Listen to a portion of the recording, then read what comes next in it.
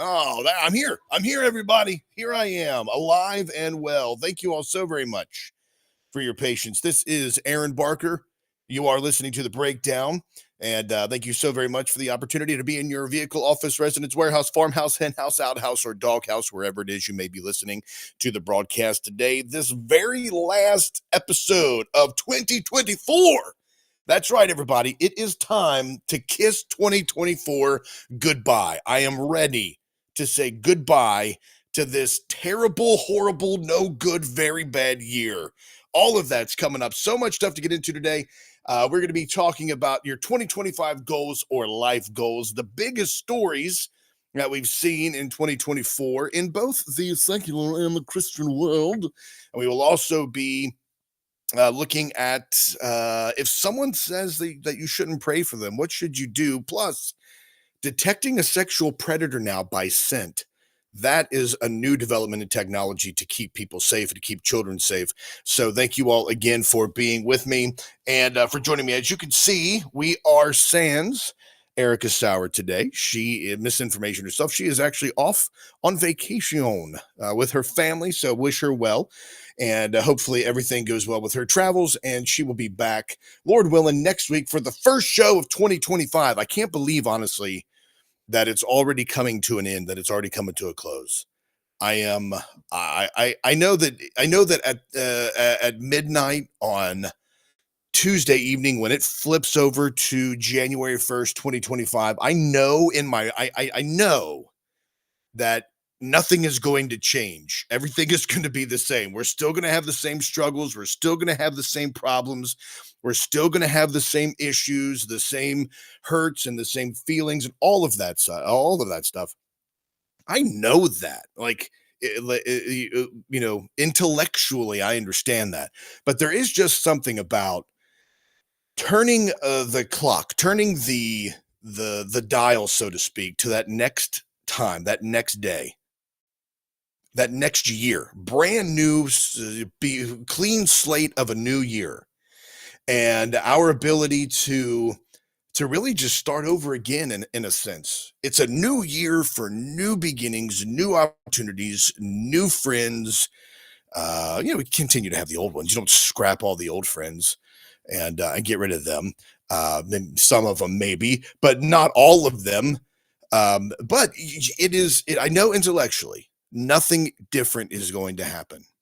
But emotionally, spiritually, I believe that was my chair. I believe that we have an opportunity to get a redo, a mulligan in a sense. And to be honest with you, if I could go through and pick out any years where I could just say, nope, I don't want anything in there to happen. It would be this year, and we can opine and we can discuss, the things about that have happened to us, and of course, everybody who are regular listeners to the show, that 2024 was fraught with a lot of personal issues. Everything, it started out okay, everything was fine, and then in February, the house burned down. In April, I went into the hospital for an appendectomy. A week after that, I had sepsis and spent about 2 weeks in the hospital. So the first half of this year, in a way, was breakdown less. There are a lot of people didn't even have the breakdown, and we weren't listening to or doing the show because, me, it was all my fault. I was the guy that was, like, hey, I'm going to check out for a bit here. I'm going to go hang out in the hospital for a few weeks. And I watched a lot of NASCAR, watched a lot of Righteous Gemstones, watched a lot of different things, and listened to a lot of books, and in a way, not in a way, that whole situation, not in a way, it changed my entire life. And hopefully it will be for the better. Hopefully going forward, things won't be as bad. I know each year brings its own challenges. Each day brings its own challenges. Each moment brings its own challenges. I got challenges today. I got my side of the family's doing our Christmas this afternoon, and I still have to do Christmas shopping. It's okay. I don't think they listen to the show. I can tell you that. I've got a couple more gifts that I have to buy. So I'm doing the show today, and I have to go out and buy Christmas shopping, Christmas gifts.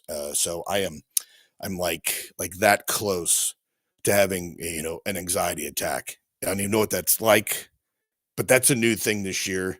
Not wanting to be in large crowds and groups of people. Trauma has a way of doing that to people. Trauma has a way of doing that. So okay, well, anyway, enough about me. And enough about my whining and opining and pissing and moaning there. Let's get into some stuff today because there's a big program. Even though I'm all by myself, I've had a co-hosts for so long that some people out there are like, I'm going to tune in just to watch him crash and burn. So join me here today as the show burns completely down and as we say goodbye to the worst year of my life thus far. And I know that there are things that can happen coming up in the next few years that I don't even want to vocalize. I don't even want to think about at all. But I know they're coming. And that brings a source of anxiety. I'm going to go ahead and jump to this real quick. I was going to save this until a wee bit later in the program because we're still going to do bad theology, even though I'm all by myself. We're still going to do bad theology. Well, I look back on this year, and a lot of things have happened. A lot of things have changed in my outlook, and those of you that have been along with me on this ride have seen. I'm questioning deeply held beliefs now.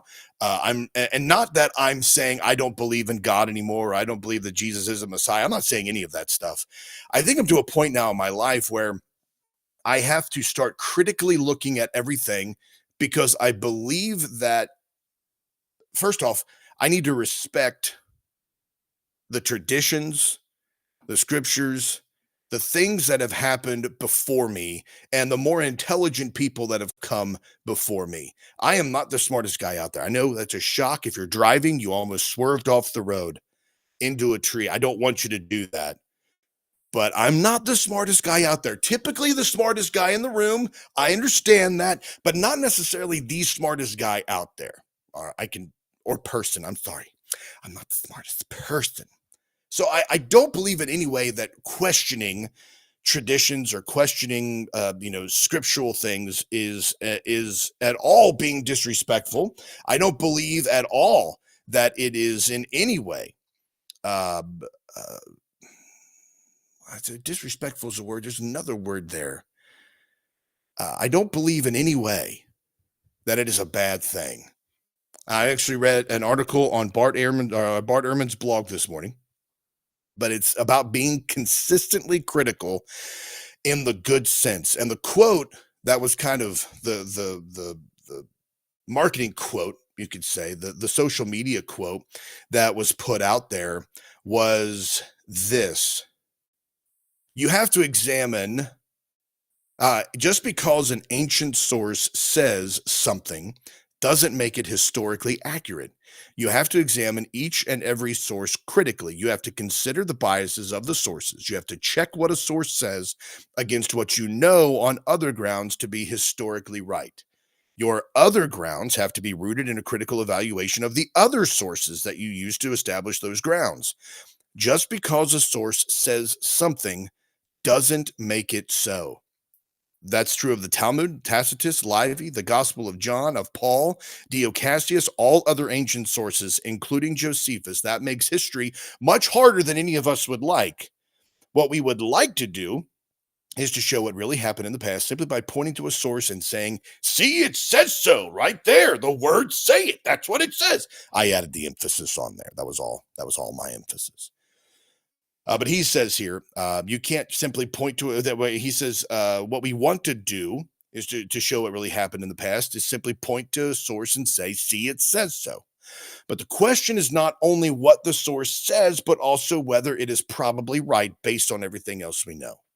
See, there's so many difficult, at some point in your life, with all the research that people do, or the lack of research that we do, the lack of critical examination of sources and texts that we do, at some point in our lives, we just accept what somebody else says. We like to think, I like to think I am a critical person, not in the sense that I'm critical over somebody nitpicking everything they're doing, but critical in the way of critical thinking. critically analyzing something as it's been given to me. I try to do that, but I found out this year that I'm not as much like that. That there were some things that I just phoned it in. I was like, you know what? I'm going to go ahead and accept this because that person's a historian and they seem like a reliable source. So I'm just going to believe their conclusions. And then I'm going to take those conclusions, absorb those conclusions as my own, and then regurgitate those in my own way. The words that I use, my vernacular, whatever it is that I do, I'm going to just pop that out there. That's how I'm going to do that. Right. And I found out that's not how you do things. If you want to understand something, you have to do some digging. And I know we're not all going to be archaeologists. I know we're not all going to be historians, but there comes a point where we have to question even the sources that we have placed our trust in. And I think that's a healthy thing. I think it's a very healthy thing. And I also think it's healthy if we do it in groups of people, small groups, maybe smaller groups, perhaps on Zoom, where we don't have to, necessarily be together in person all the time. But what I'm saying is, I believe that questions like that, critical questions, critical thinking, is all a part of our lives. It's all a part of our faith journey. It's all a part of where we're going, what we're doing, how we are traversing this world, right? So all of that, and I say all of that because here's this source. I mentioned trauma earlier. We're going to go ahead and jump into this. I didn't really mean to get started this early, but I guess on this stuff. But I guess this is how it's going. This is one of those big news stories, I should say. Let me do this. Let me go ahead and jump to the biggest news stories in the most top read stories on Christianity today. All right. And we're going to get into some regular news stories here in a minute. But I looked for Christian stories, top Christian stories, not a lot of critical stuff in there, just a lot of, top stories ish, or most read articles, things like that. And then I've got a source here as well for some most of the other sources as well. By the way, you can join the show. We're on the Crusader. We're on the Crusade channel right now, crusadechannel.com, live radio the way it should be. You can go to crusadechannel.com, join in the chat room over there if you would like to. You can also jump in on the Rumble chat right now. For some reason, Rumble Studio has an issue with the app on Facebook. So we're not currently broadcasting on Facebook because of an issue with this system. And I don't want to bog down, or the issue with the broadcast stuff here. I don't want to bog down my system by trying to get all of the by trying to broadcast to all these different places at once. So I'm just doing Rumble and YouTube. But you can join us on Rumble or YouTube. Also go to aaronbarker.substack.com. That's where you can find all the shows for the breakdown and listen to those as well. And I got a clip I found out today. I posted a little clip on Instagram, and I didn't know it until today, but it kind of, it got quite a few views over on Instagram. So I'm going to play that for you here in a minute, and that we will talk about that perhaps, but I'll play you the TikTok version because TikTok is much more user friendly when it comes to broadcasting things on the radio show and over the air. But here is this. So the most read news stories on Christianity Today. And if you have a top news story and you would like to post that, go ahead and drop that in the chat and I'll cover that as well. We'll have a good discussion on that. Good morning to Audrey, to Roger, to Curtis. Thank you very much for joining us over there. Don't forget to share the show and let everybody know that we are still having a show today, even though I am by my lonesome. So much appreciated. All right. So the one of the top news stories that was read on the websites this year was about John MacArthur claiming that PTSD and OCD and ADHD are not real. So let's go ahead and take a listen to what John MacArthur had to say here and kind of dissect that and see why people got so mad over it.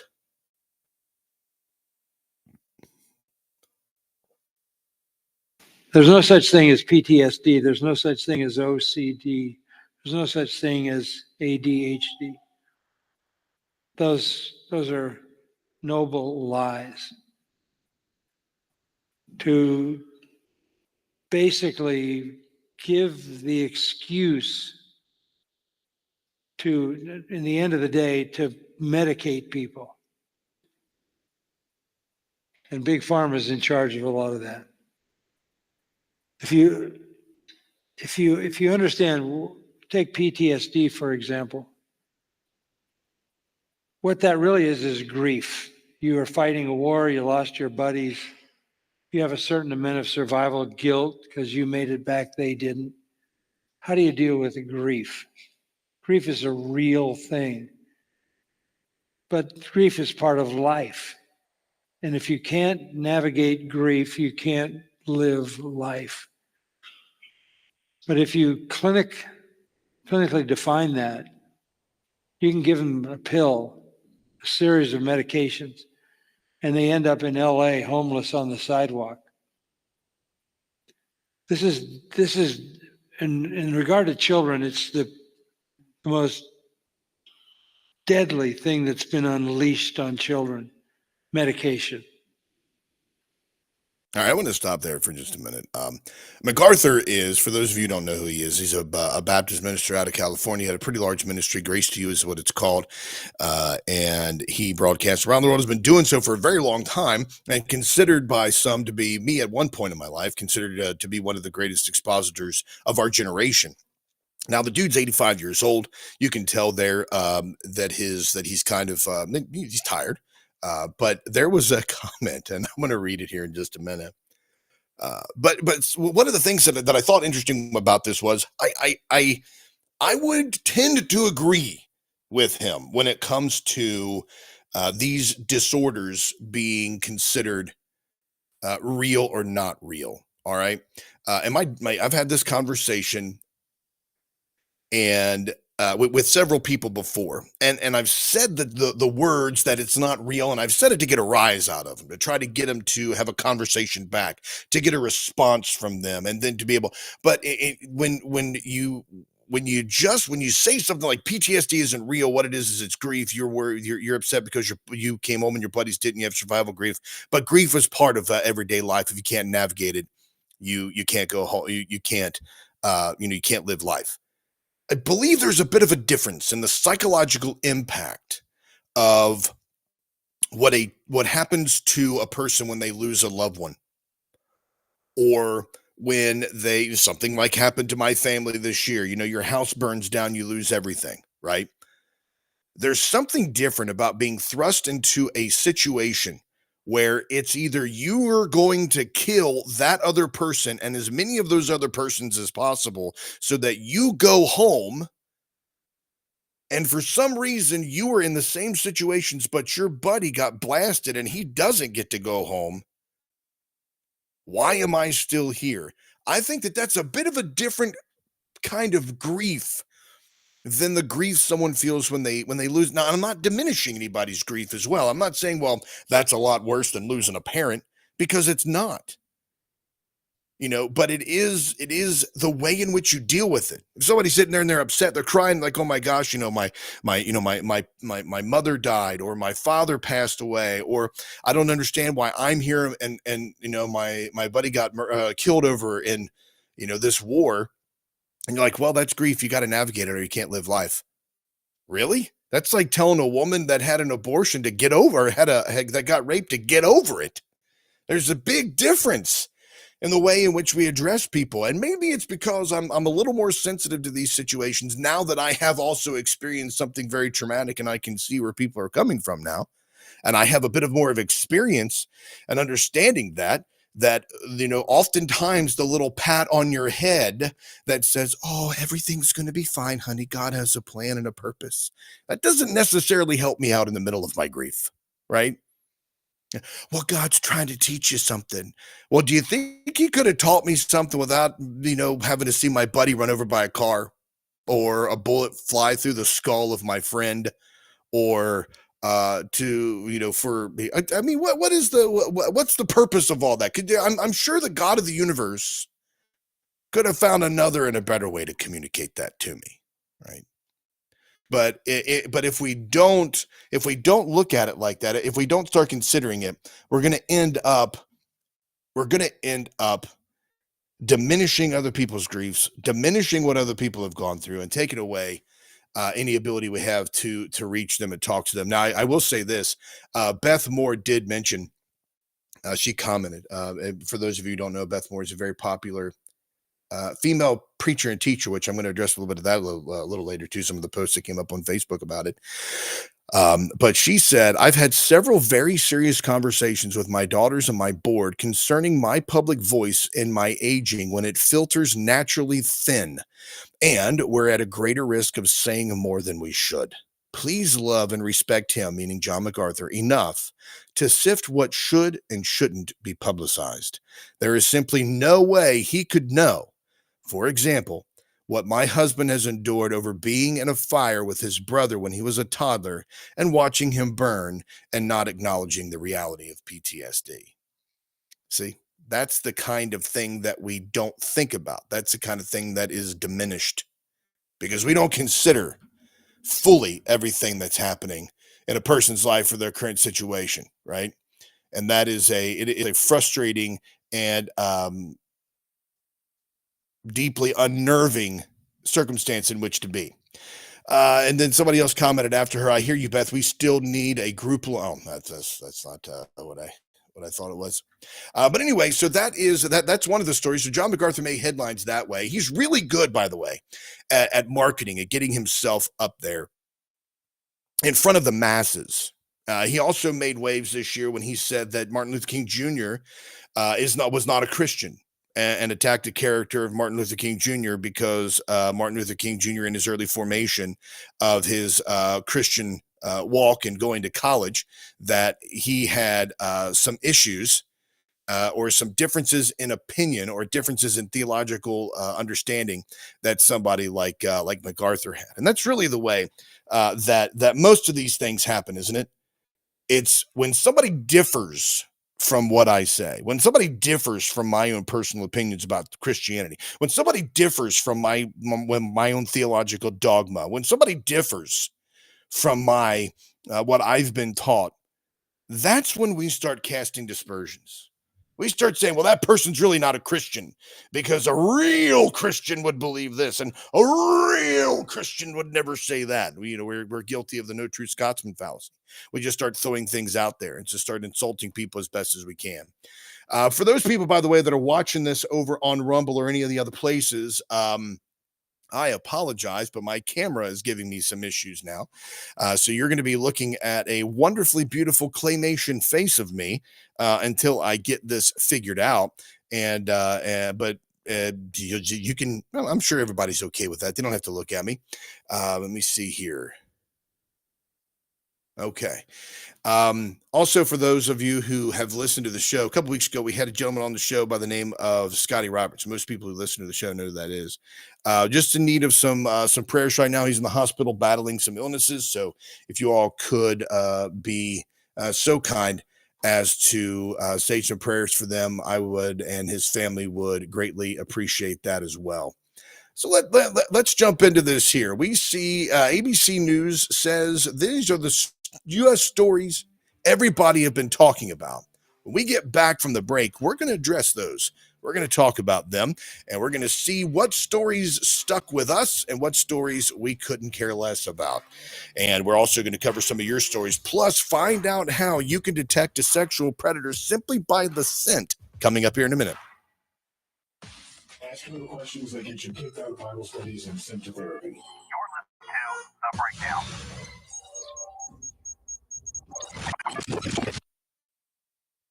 All right, folks, anybody out there that's listening during this little mini break, I appreciate it. I apologize for the issues I'm having with the camera, although I'm sure nobody out there minds not having to look at my face, but I'm going to try to get this fixed as quickly as possible here.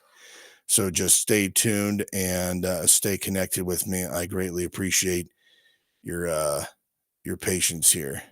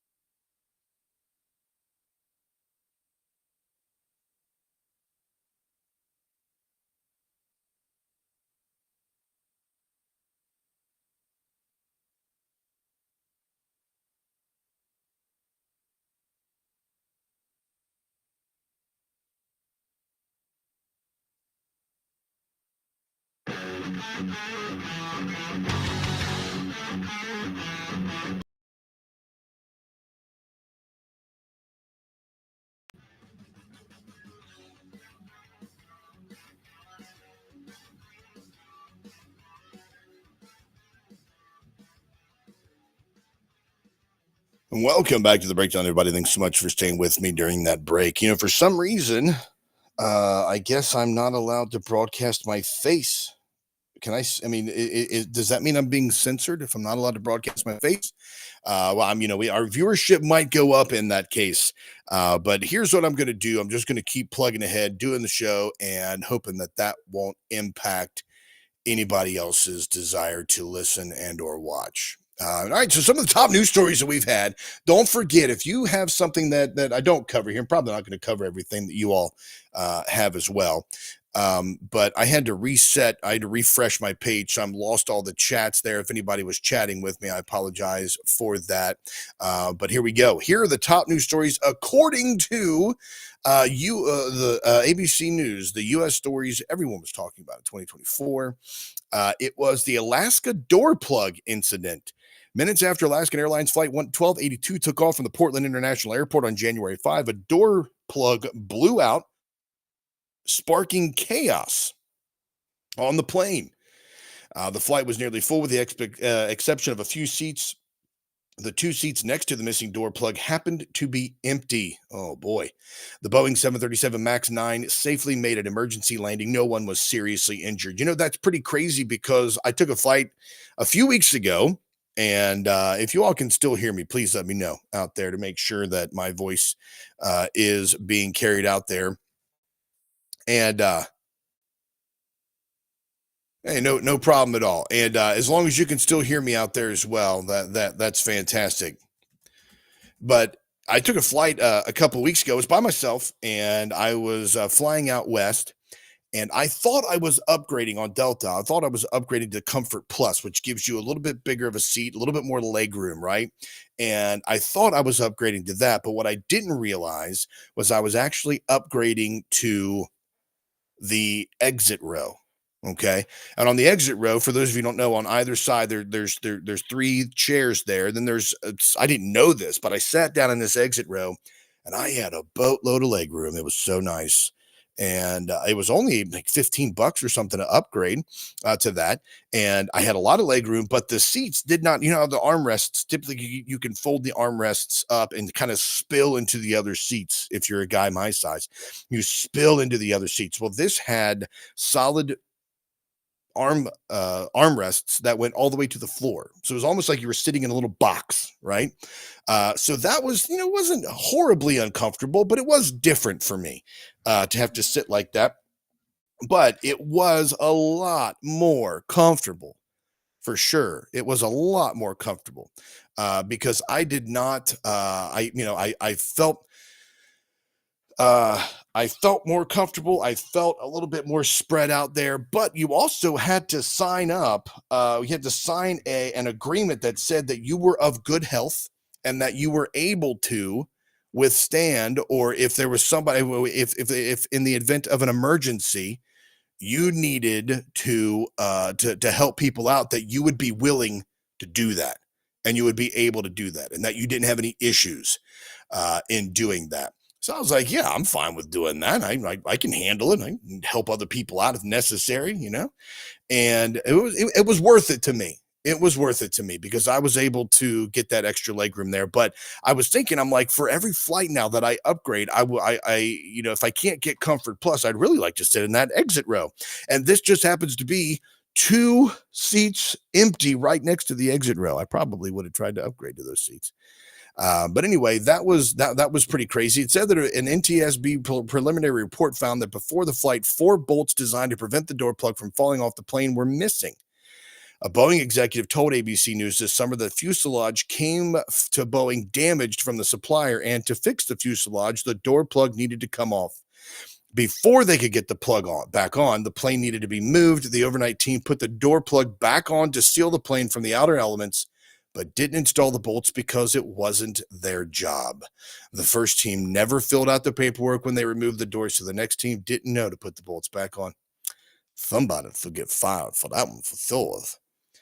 Let's see. Francis Scott Key Bridge collapse. On March 26th, a container ship struck the Francis Scott Key Bridge in Baltimore, collapsing the bridge and killing 6 construction workers who were filling potholes on the span. 2 workers survived. The crash affected entry into the port of Baltimore for weeks when the debris blocking entry for other ships. Crews worked to remove about 50,000 tons of steel, concrete, and asphalt from the channel and the container ship, the Department of Justice said. It was considered one of the worst transportation disasters in recent memory. In October, operators of the vessel that destroyed the bridge agreed to pay nearly $102 million for costs stemming from the federal response. According to cost estimates provided by the Maryland government, the bridge's reconstruction will cost between $1.7 billion and $1.9 billion. That was what somebody from the DOT had said. That was, I remember that because I wasn't in the hospital at that point yet. I think I was in the hospital in April. So I remember. It's so weird when you start looking back on the stories from the year that you were involved in, this past year, and it's like, my goodness, that was this year. Like, wow, that was all the way back then. But yeah, that was one of those situations, one of those stories where you're like, my goodness, that did happen. And I can't believe it was so long ago that it happened that it feels like it was last year. Like, it doesn't even feel like it was part of this year at all. And, but yeah, that to me is crazy considering the amount of things that have happened since then, right?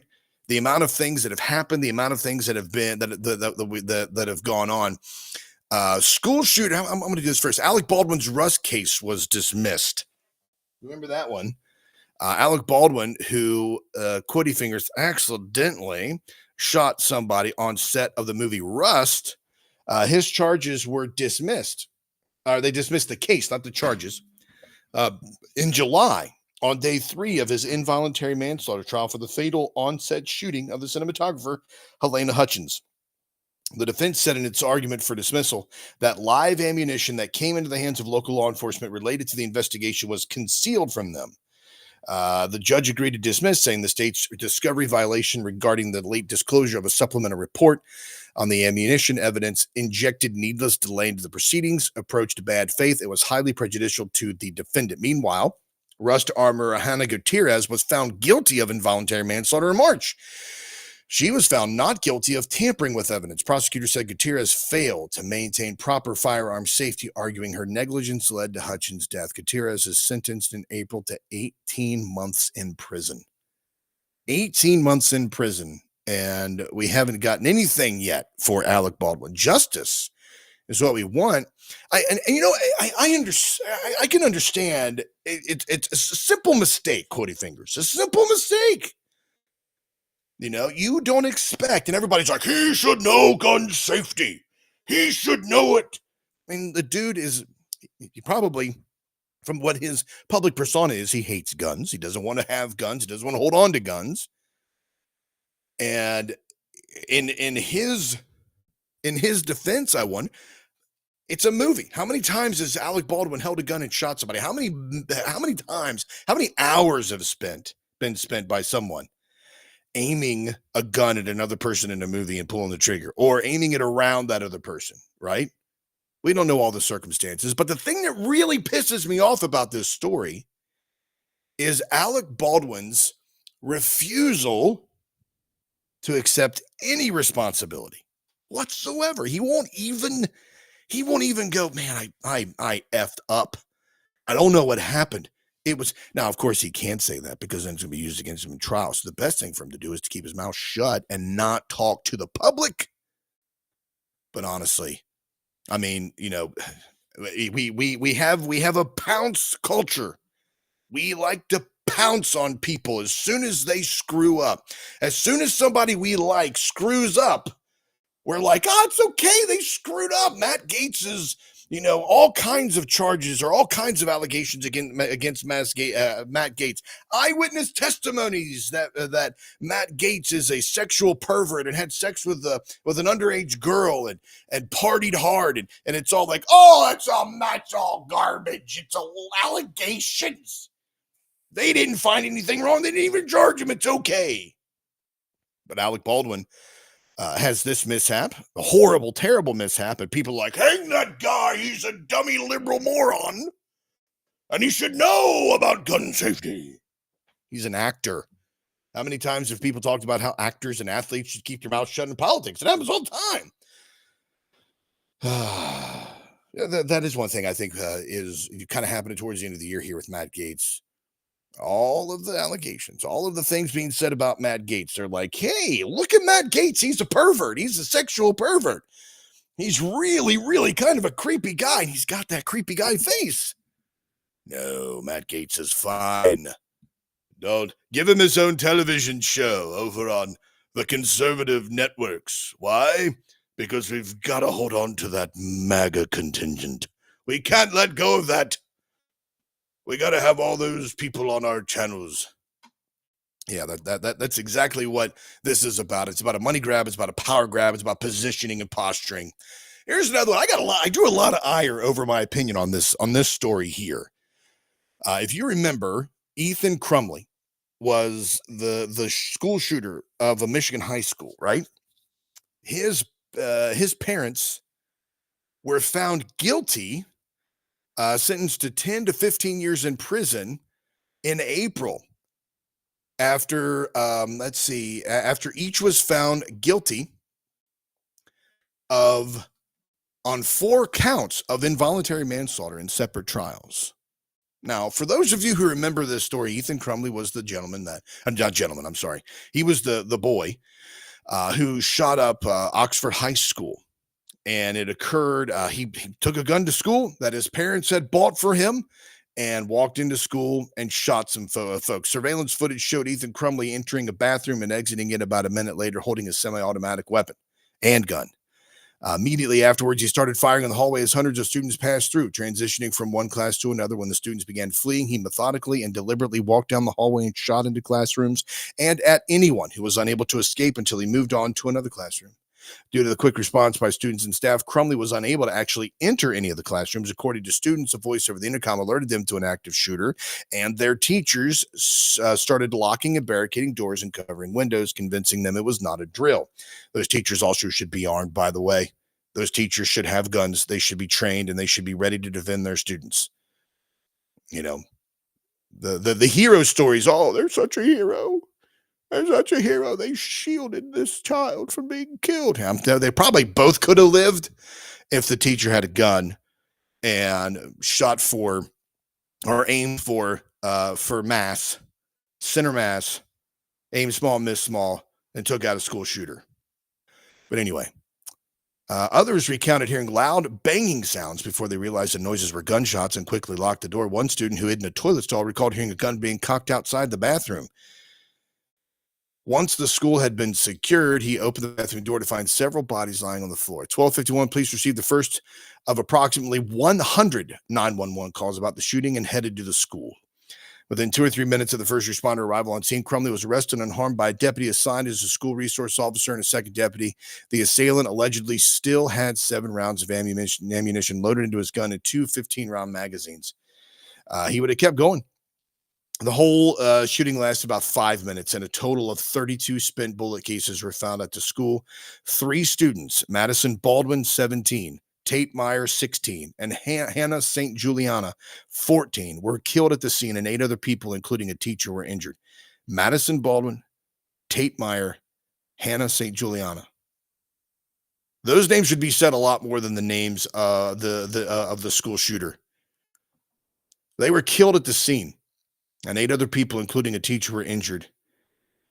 Tate Meyer, who was 16, was reportedly shot while attempting to stop the gunman. He died in a police vehicle en route to the hospital. On December 1, a 4th student, 17-year-old Justin Schilling, died in the hospital from his injuries. By the night of November 30th, 3 of the injured were in critical condition, with 1 on a vent. Another was in serious condition. 3 were in stable condition. Now, why am I reading all that? Why am I spending all that time reading all of that? Because this person, this young man, had a gun that his parents bought for him. It was a SIG Sauer SP 2022 semi-automatic handgun and at least 2 15-round magazines. It was a Christmas present. It says here that Bouchard who was the I guess I don't know who the name is. It was said that he purchased a gun under his own name from a local shop on Black Friday, four days prior to the event. Prosecutor Karen McDonald later said that Ethan Crumley was with his father at the time of the purchase, and he posted about it on social media later that day. It was also said that Jennifer Crumley, the mother, referred to the gun as Ethan's new Christmas present in a social media post. And based on a recovered shell casings found at the school, authorities believe at least 30 shots were fired. It's unclear how he gained possession of the gun or how it brought him into the school. Michigan minors can't legally possess guns. Wait a second. You mean there was a gun law that didn't work? No way. I can't believe that there was a gun law that didn't prevent an act of gun violence. You're kidding me, right? I'm shocked here. This is my shocked face, which you would be able to see if my camera were working. But for some reason, you can't see my shocked face. You'll just have to hear it in my voice. And then... let's see. But the reason I read all of that is because some say the parents, and I say so many, Erica and I disagreed on this, and the bearded pastor, when he was on the show, he disagreed with this as well. I believe that it was fully right that the parents were found culpable for something like this, and that they were... Sorry, I'm sending the link to Rumble over to the Crusader Stadium chat room, which, by the way, you can join if you are on crusadechannel.com, live radio the way it should be. But the reason I'm reading this story is because I want everybody to think about, remember, and consider the details of this story. The fact that these children were killed, and that the parents were also guilty because they were negligent parents. They bought a kid who had mental illness. Is not a joke. It's a real thing. A young man had mental illness issues. He had problems, and now now the parents are going to get off scot-free for not doing anything about it. No, that I don't agree with that. I don't think it's right. I don't think it's proper that the kids are mistreated by their parents, and the parents receive no responsibility for it. Now, we hear the arguments. Oh, but the gun manufacturers are next. They've been trying to go after gun manufacturers for decades, and you haven't been able to go anywhere. They haven't been able to do anything with it. But I'm saying that it's time. I am a strong supporter of the Second Amendment. I believe we should all have guns. I think that the teachers in the schools should be armed just as well. Absolutely. The teachers should be armed.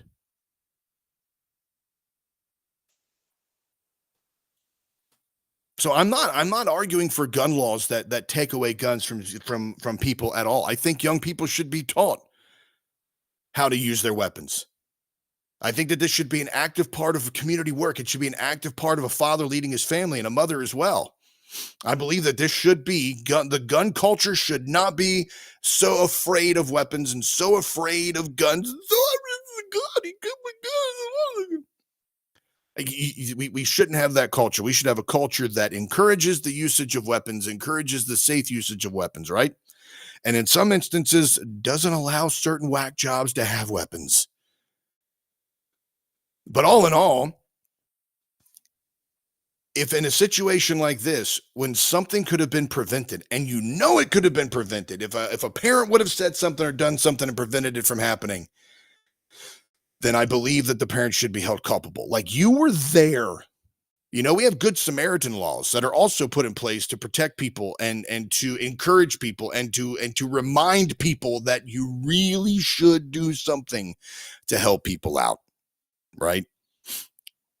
But to allow these parents to get away scot-free without any issues, without any problems, with just like, oh, you know, that sucks, your kid was jacked up in the head, he's going to jail. Now you all can just go on out and do what you wanted to do when you didn't have kids in the first place. I don't think that's right. You can tell me that if you agree or disagree over in the comments as well. You can do that on the Crusader Stadium chat room, or you can drop those in the Rumble chat or on YouTube as well. And I will be happy to address those concerns. Here's another story. 5 people were charged in Matthew Perry's ketamine death. 5 people were charged in August 2024 in connection with last year's ketamine death of Friends star Matthew Perry. Eric Fleming, who admitted in court documents that he distributed the ketamine that killed Perry, and the actor's live-in assistant, Kenneth Iwamasa, who admitted in court documents to administering the ketamine on the day Perry died, pleading guilty. Iwamasa and Fleming face up to 15 years and 25 years, respectively. 2 doctors among those charged, Dr. Mark Chavez, admitted to selling ketamine, Dr. Salvador Placencia, a licensed medical doctor. He is known for at least 20 years with the understanding that it would be sold to Perry, who was struggling with the ketamine addiction. According to prosecutor, Chavez has pled guilty and faces up to 10 years in prison.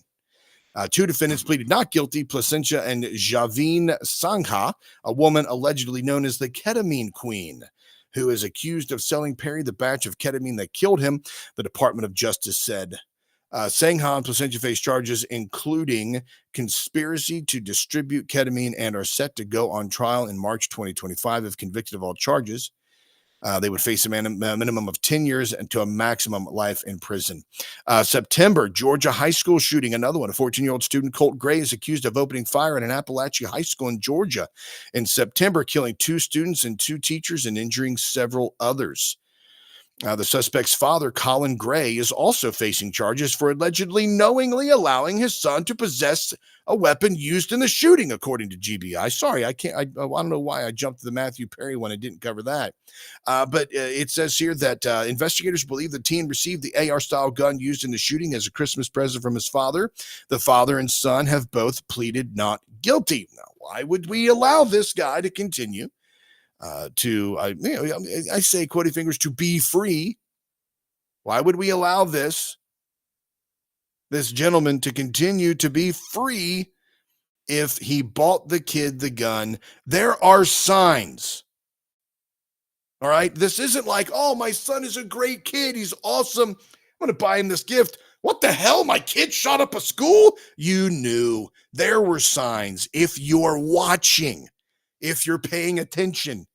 And that's the thing. You got to pay attention to your kids, right? You got to pay attention to your kids. You can't just say, oh, I'm a parent and I'm here and my kids are there and I don't know what they're doing and they're playing on their phones all the time. You know, kids, you can't do that. You got to be involved in your kids' lives.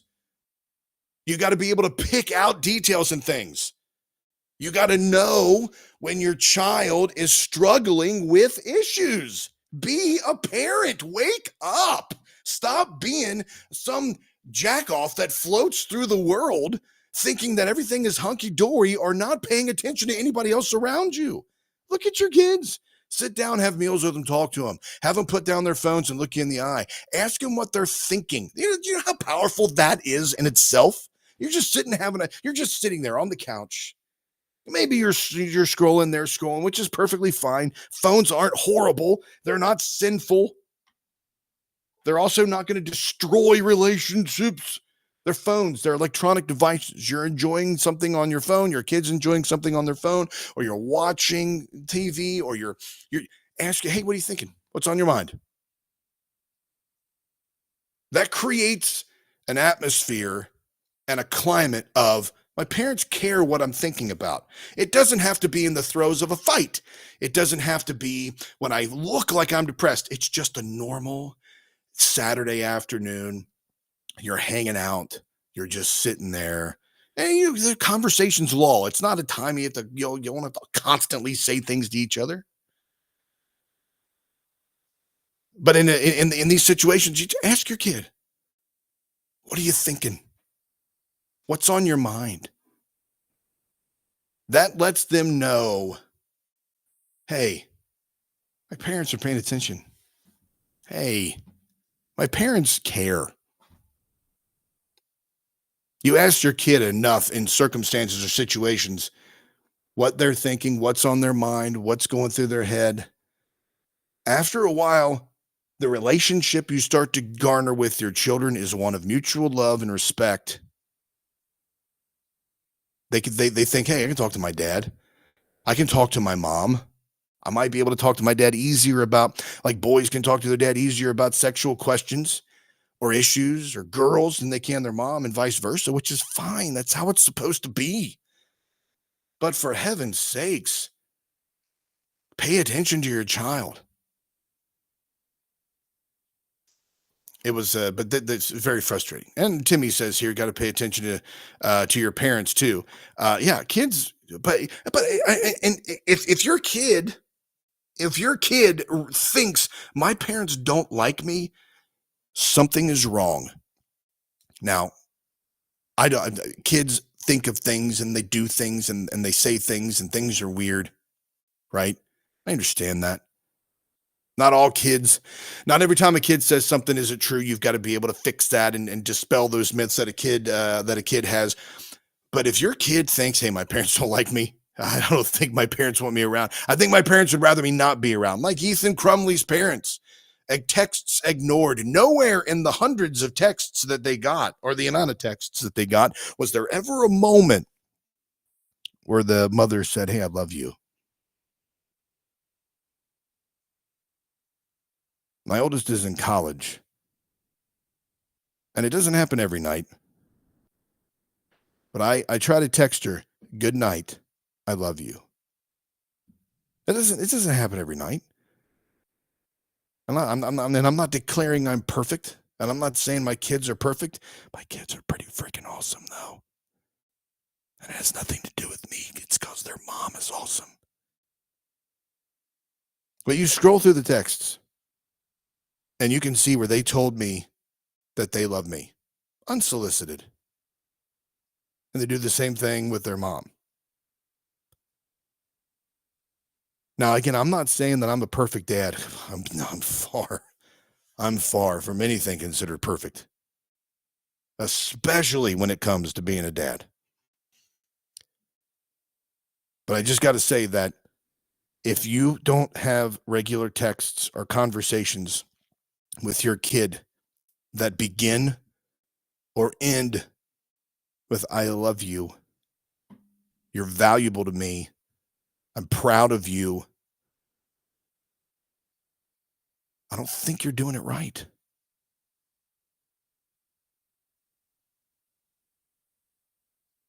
I could buy my kids a gun. Would I let them keep it loaded in their room? But I know enough about my kids to know what could or couldn't be done. I love you too, Timmy the pilot. I love you too. And your alter ego, Timmy Doofus. I love both of you.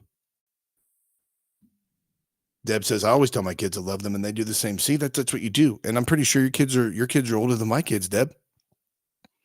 You've got to be able to have that relationship with your kids. You got to care. People like, this generation's so screwed up. Every generation always bitches about the generation that comes after them. It's just a thing we do.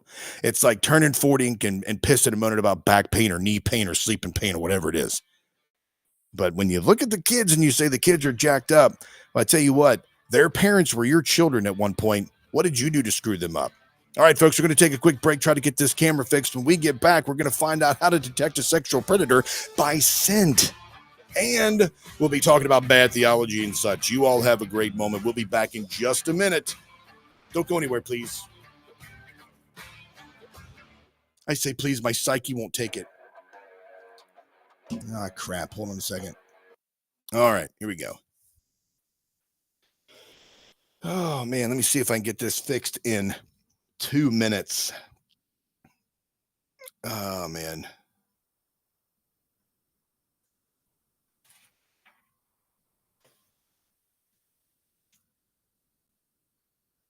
I don't know if y'all can see that, but the caricature thing of me with the claymation thing, yeah, I love that.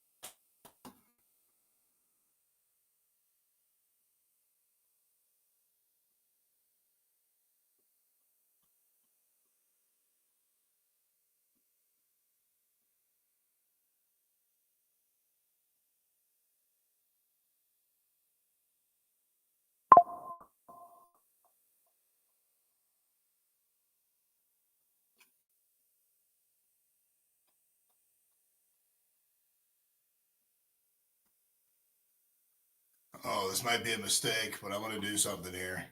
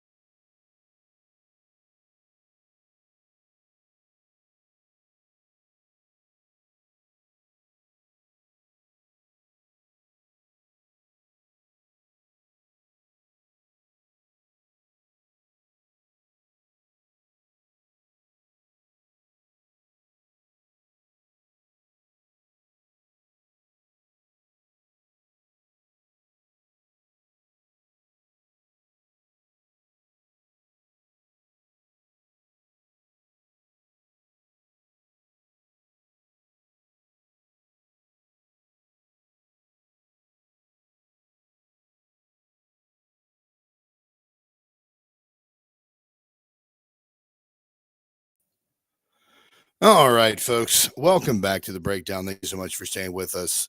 Um, I am so sorry about the technical issues there, and I'm also sorry that I'm off the clock today. The camera is working, but for some reason, it is not being picked up by the um, software here that I'm using. So for some reason, I've lost it, but we're going to continue to roll on because that's what we do in broadcasting. We just keep moving on and keep moving forward, right?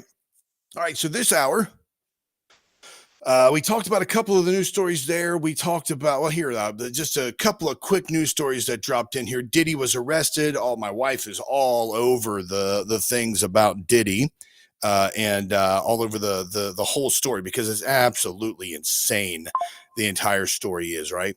Then we also have the Menendez brothers fight for freedom. Did anybody watch that Menendez special on Netflix? I'm pretty sure it was Netflix. Did anybody watch that? Aside from being really creepy, it was graphic. Like they were really graphic in the portrayal of the murder scene of the parents, which was incredible for a horror aficionado like me, or a wannabe aficionado. Before I go on, though, I just want to read real quick and tell you about the sponsorship that we have here, the sponsorship here that Rumble has. Rumble is incredibly important to the survival of free speech. When Rumble first started in 2013, they built a platform for the small creator. They didn't censor or have biases. They were for fair and treated all creators equally. No one thought platforms should censor political conversation or censor opinions on COVID, but they did. Facebook admitted they felt pressure to the Biden and Harris administration. Rumble did not. They held the line. They are attacked daily for giving us a voice to talk to you. And they are attacked in corporate media. They are attacked by governments like France. They are attacked from brand advertisers who refuse to work with them. Corporate America is fighting to remove free speech. Rumble is fighting to keep it. Rumble won't survive with brand advertisers. They don't get much of those. Watching our show, The Breakdown on Rumble, is the best that they can ask from you. But if you really believe in this fight, and if you have the means, one major way you can help Rumble survive is by joining Rumble Premium. Join the community that believes in the First Amendment and believes in our human right to free speech. Rumble is offering $10 off with the promo code STUDIO when you purchase an annual membership. Go to rumble.com/premium and use the promo code STUDIO. As mentioned, if you have the means and believe in the cause, now is the time to join Rumble Premium. If you don't have the means, well, I'm just happy you enjoy this. You're joining us on Rumble. You can also, so go ahead and join Rumble Premium as well. That would be extremely helpful to them and for the future of free speech. You can also head on over to aaronbarker.substack.com. There are paid subscription options over there if you want to continue to see the breakdown roll on. I mean, it really is. We have a paid subscriber. It's greatly appreciated. We do the show. Eric and I continue to do the show, sticking with it and moving ahead because we love to do this. We love to talk. We love to bring information to people. We love to have the conversations. And we love to make information known to other folks. It's really, really important that we expand the means of conversation and the ability to have conversation. I believe, I don't know who it was that said this years ago, but I always latched onto it because I liked it so much. And that was that the art of conversation is dying. Like it really is dying. The ability to have an exchange of ideas with a person, to discuss something with a person, and to not be afraid of them getting mad and shutting down or refusing to answer your questions. And I'm the kind of person that believes that there's nothing off topics. There's nothing off limits. There's some things that I probably won't talk about because it's a little crass. But when it comes to circumstances like, intellectual conversations, especially when it comes to questions that are related to the Bible and questions that are related to faith and questions that are related to our everyday lives, absolutely. And I have been accosted this year because some of the questions that I've brought up and some of the concerns that I've raised and some of the conversations that I have been trying to have. And I've been told, don't have those around people that don't believe. Don't have those conversations around non-believers. Don't have those around people who have weaker faith. And I'm like, no, I disagree totally. I think every person, regardless of the stage of life, needs to have these conversations and needs to hear the conversations because I'm not a smart man. I'm not. You all are listening to this show and you can point out at the times when I'm kind of dumb. But if I'm asking these questions, if I'm wondering these questions, if I'm considering these things, smarter people out there, which is the majority of this audience, except for Timmy, are smarter than me. And they're having these questions as well. They're having these concerns as well. But we do that and we hope that you like it and really appreciate. I don't think people know how much I appreciate and how much of a dopamine hit it is to look up and see that there's more than 3 people watching the show. And those 3 people just happen to be either the hosts or some rando on Facebook. We all know Larry. That was a big story of 2024 for the Breakdown crew. But Larry was our troll over on YouTube. I miss him. He's gone. He was helping out with the algorithm and boosting the show and stuff. And he would come in and just like with a sledgehammer and slam everything around and break windows and bust tables and all that stuff. And it was unnecessary, but it was really a lot of fun, But those conversations need to be had, and they need to be discussed, and they need to be raised. Here's this really interesting video that I found, and I want to make sure this is. I don't want to laugh. I shouldn't laugh. Hold on a second here. Let me go ahead and get this. This was on TikTok. All right, and we are all, as we should be. Come on. Where did it go?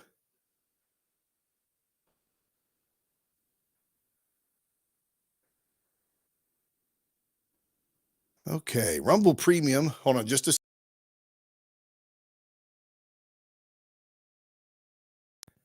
Rumble Studio is giving me some conniption fits today. It really, really is. I'm trying to share. I shared a video earlier. And now for some reason, it's not letting me share a video. Oh, man. Just craziness right here. All right. Well, there was a video and a guy was recording a Coca-Cola truck, a semi truck, and cops are all around it. Guy was saying in the video, the truck was full of kids. I found this. This isn't right. And it's got these cop cars around this truck, and they've got kids, around the truck, or, they think they have kids around. I don't see any kids in the video, but he's playing this video. And turns out it was a toy drive.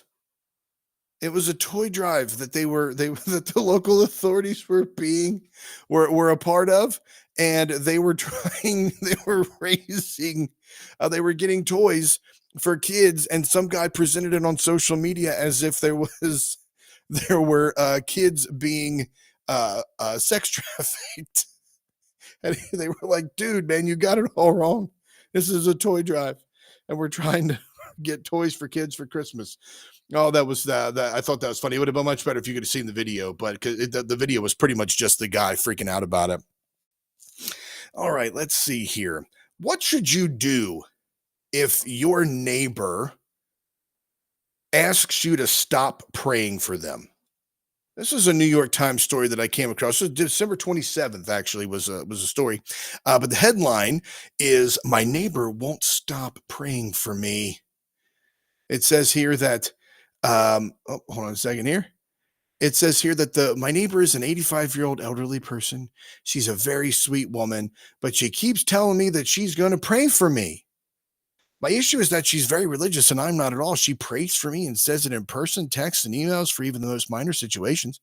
I've told her my view of religion and that she doesn't need to pray for me. She said that she has to, otherwise she's not following the Bible. I'm trying to ignore this, but it's really bothering me that she can't respect my wishes. So if you were praying for somebody and they came to you and they said, "Hey, stop praying for me. I don't want you to pray for me. I don't want your prayers." Would you look at that person and say, "I'm still going to pray for you"? Or would you just be like, "Okay, I'll honor your wishes"? Somebody over at tippinsights.com, Tip Insights, I guess, TIPP Insights, said that a liberal jerk melts down over elderly neighbor's prayers. It says, after you pick your jaw up off the floor, note how this cuts against the argument liberals have long used to smugly dismiss any conservative concerns in the culture war. Why do you care about what two men do in the privacy of their home? Why do you care what a woman does with her body? Why do you care if someone identifies as a man or a woman or anything in between? How does it affect you? Oh, you know what? I wonder if that could be the reason. Why do you care what a woman does with the body? Why do you care if someone identifies as a man, woman, or anything in between? How does it affect you? The same could easily be said here. Why do you care that someone prays for you? If you're a non-believer, how could it possibly affect you? Mind your own business, fascist. It's actually pretty funny because it's interesting that a person would be like that. You know, somebody is just being kind or being considerate. They want to tell you, "Hey, I'm praying for you." You know, because how many times do we say that to people, but we actually don't pray for them? How many times we say, "Well, I'll pray for you. I'll say a prayer for you." No, you're not really praying for me. I know you're not really praying for me. I know you're not going to say a prayer for me. But, but if somebody told me like, "I don't want you to pray for me," I'd be like, "Oh, you know what? Good. Because I got so many other people that want me to pray for them or so many other things that I could be praying about. You've just really made my day. You've really made this a lot easier."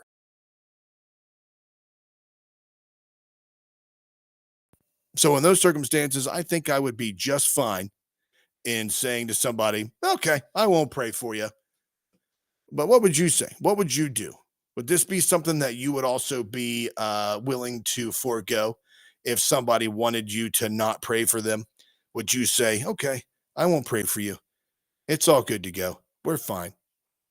Let's see here if it will let me now. Let's move on to this other story. I had a couple of let's go ahead and go into bad theology. Before I do, everybody is really concerned. I was going to show that video, but I'm unable to now about the kids being trafficked, and they're like, "Oh goodness gracious, all these kids being trafficked. How can this be going on in our country? How can this be going on in our society? What is going on with this? Why is this happening? What's the deal with this?" And the there's a way we have predator websites. We can find out if there's sexual predators in our neighborhood or sexual predators that are around our churches. We can find out if a person's been convicted. We can see where that person is, follow pictures and videos and such, or pictures at least of them through the years so that they can't change your identity. But here's one way, one surefire way for you to be able to detect a sexual predator, and that's by scent. Dogs can pick up scent. Could you imagine a dog just being able to be like,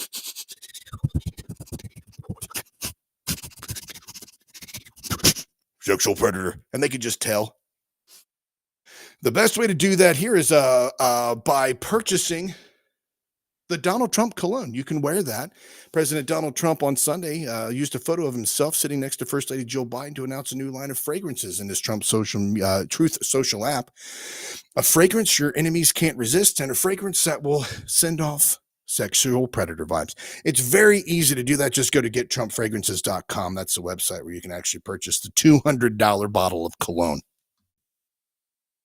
Can you imagine going to church and people smelling like this $200 bottle of cologne, carrying the Trump Bible? Very good Bible. Probably the best Bible you've ever seen. A lot of better impressions than that, but smelling like it, having the Bible like it. I mean, I'm sure Trump has one of his own Bibles, but he never opens it. I'm very positive he never opens it. All right, folks, let's get down to bad theology.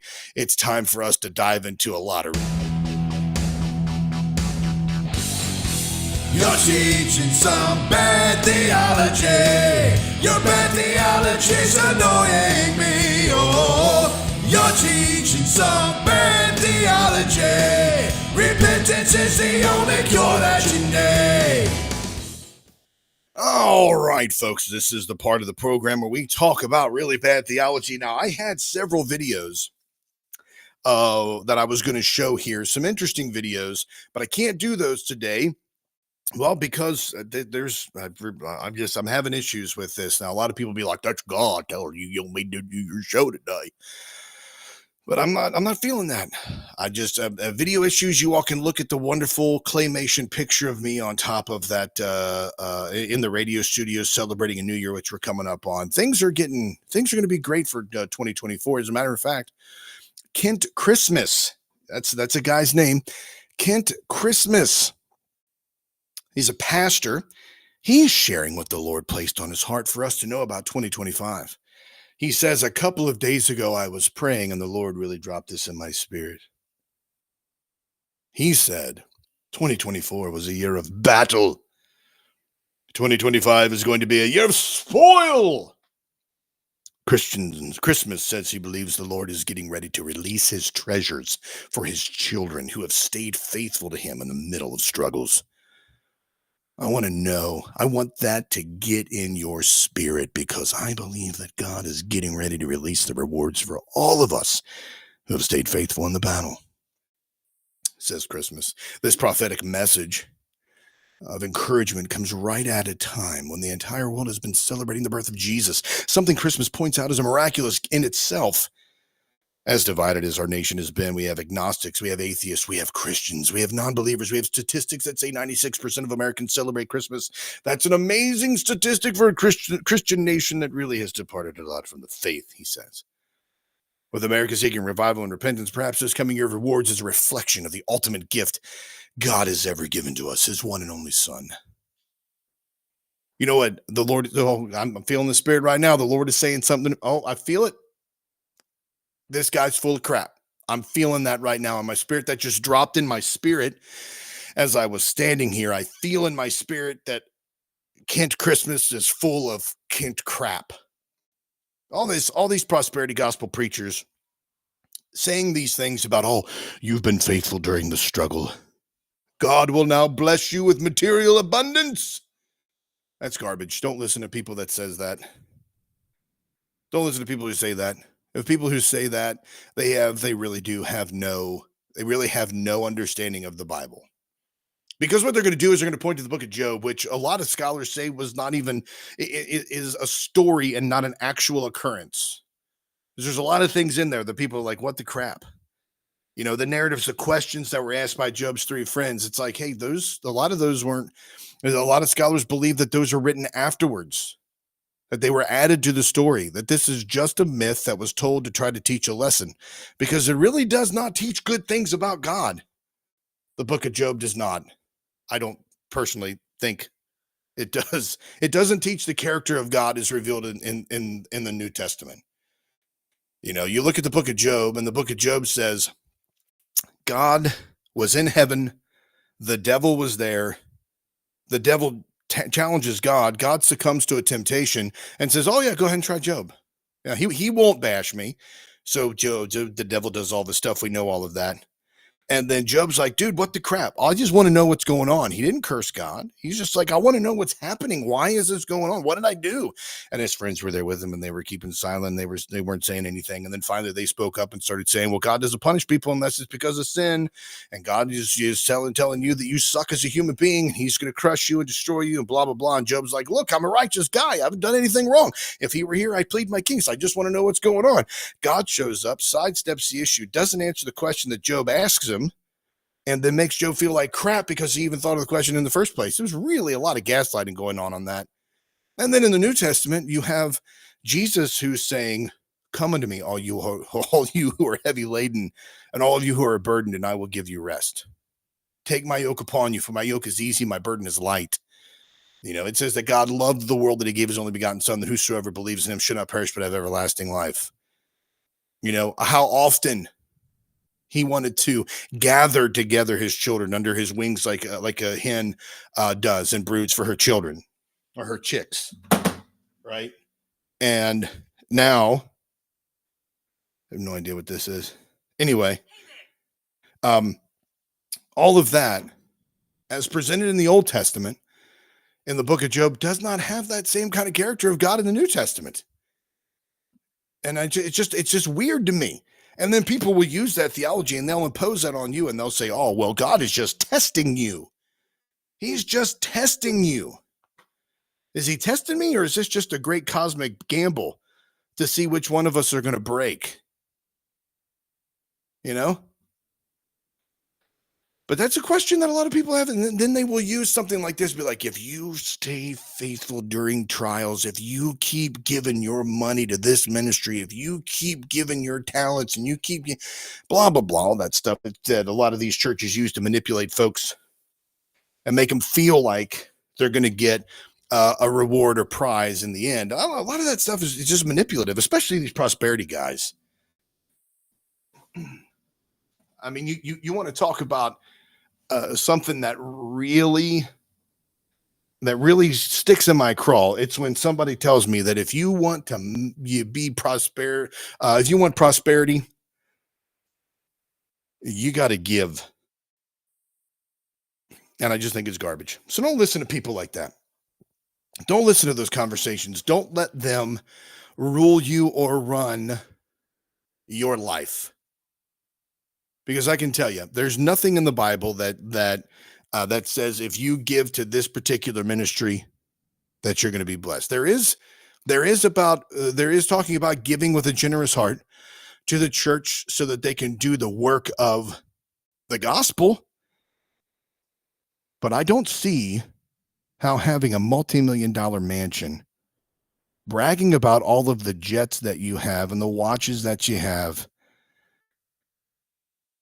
having a home that costs more than the GDP of a developing country, and you want to say that this is somehow biblical. That's actually the complete opposite of what Jesus says. He says, blessed are the poor. Blessed are the hungry. Blessed are those who eat. Blessed are those who are hated and cast out. He doesn't say blessed are the rich. Blessed are the famous. Blessed are the prosperous. You know, but then that raises other questions, because as you read the Old Testament, there are passages of Scripture that indicate material wealth and blessings is a part of God's a part of the fact that God blesses you and has favor on you. That's just weird. What's up with that? But you've got to be able to look at that stuff critically. You've got to be able. It's not really a conversation to be having today. It's just a lot of these things that are thrown out. There's a big conversation I want to get into after the bottom of the hour. That's going to be that's about women preachers, and I'm going to be talking about that because I posted some stuff on Facebook recently that really kind of annoyed some folks and got into their craw, and it really kind of goes into all of this because these considerations of what culture says and what culture is spoken about and what culture has deemed appropriate or not appropriate, etc. these are really just they're really important conversations that are necessary and need to be discussed and need to be had. And you can check out my Facebook page. I post a lot of these on there. And it's a lot of fun because we have a lot of great conversations. Just ask Audrey. She really interacts with those and she loves having those conversations. It's a lot of fun. Also, there is a video that I did not know was pretty popular over on Instagram. I woke today and there were multiple comments on it. I really wish I could play it, but it was a clip from a show a couple of weeks ago where Eric and I were talking about the Satan statue that was put up in the town square in New Hampshire, I believe. And in that, people got mad and tore it down. And the Satanists were upset. And Erica pointed out that, you know what, if you're destroying somebody else's property, that he really should be like, yeah, you gave into your hatred and your pride and your lust for power and your lust for being right. And this really should be making Satan happy. It's like, hey, here's a pretty statue. And now Satan's like, oh, they tore down my statues. Why did they tear down my statues? I'm very, very sad. That made me very sad. But you're Satan. You're the god of darkness, right? Why are you bothered? Why are Satanists bothered? They really shouldn't be. They should be like, touche, Christians. Touche, iconoclasts. Touche for destroying the Satan statue. They were like, we should have thought about that. Satan's like, hey, call the head of the Satanist church right now, please. Give me somebody, and give me somebody while I'm waiting. And Satan's like, hey, what's up with this? You putting up a statue of me that was made out of a mannequin with a Halloween mask you bought from Halloween Express when they were closing down for the year. What's up with that? And you had me holding lilacs. What's up with me holding lilacs? Hold on a second. It should probably be like, what's up with me holding lilacs? I don't understand. Why? I don't even like purple. And a mannequin? What's up with the mannequin? I don't get that at all either. And the mask. Did you get there after Halloween Express got to their 95% off sale? Because that really was not an appropriate mask for you to wear. I don't look anything like that. I'm actually much better looking. Haven't you seen my television show? Right? That would be the phone call from Satan. Satan's on the phone. It's for you. I don't want to take it. Tell him I'm not here. He knows you're here. He knows you're here. Let's see. Audrey says, yeah, I have fun with those conversations. It's just funny that the only people that come at me are the men. It is pretty funny. It is pretty funny that the only, and I say funny, and I say funny loosely. I say funny very loosely because it's really kind of upsetting. It just bothers me when I see that kind of stuff because it makes me angry that they feel so comfortable speaking about or to women like that. Like it's okay for them to disrespect women. You know what I mean? Like it's okay for them to like their wives are okay with them attacking other women on Facebook. I wonder how many men, if their wives saw what they posted on Facebook and how they spoke to other people, I wonder what they would say. I wonder if that would make the women would be like, what are you doing? What is this, talking to another woman like that? You know, it's that's one thing. And even, you know, and I'll be just 100% honest with y'all. This is, I have we had a chat with myself and Erica and another host that we had on the show for a little while. We had a private chat on Facebook that we would share show prep and stories and information, news thing, and then not ideas, but also like, you know, show logistics and things when people were going to be here, that kind of thing. And we would share that. And then when the other host left, I started just saying, hey, I'm going to just message Erica because there's no reason for that other person to see what her show prep is. They're not on the show anymore. So I was like, hey, well, I'm just going to message Erica. I knew she was fine with it, but I told Allison, I was like, hey, just a heads up.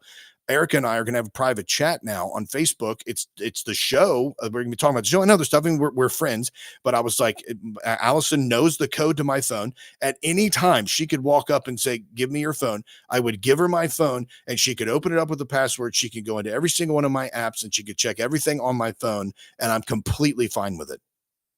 It's totally fine for me to do that or for her to do that. I have no problem with it. She can see my comments on Facebook. She sees who my friends are. She sees what photos I like or dislike or anything like that, and I'm very sensitive about that stuff on my own anyway. Like when women post pictures of themselves, in front of a pool or something like that, I'm like, just keep scrolling. I'm not gonna like that or dislike that, just nothing. Just keep going, because it's creepy to me to do that. But you think about the amount of men out there who are having these conversations with and attacking other women in this way. I wonder two things. First, if their women did find out, because in the town it is well known, when they got home at night, their fat and psychopathic wives would thrash them within inches of their lives. Either they've got that, or anybody who got that reference, you get bonus points with me, or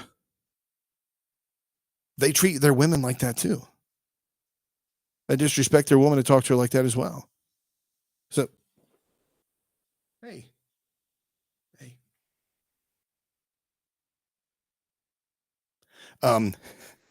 Sorry. But what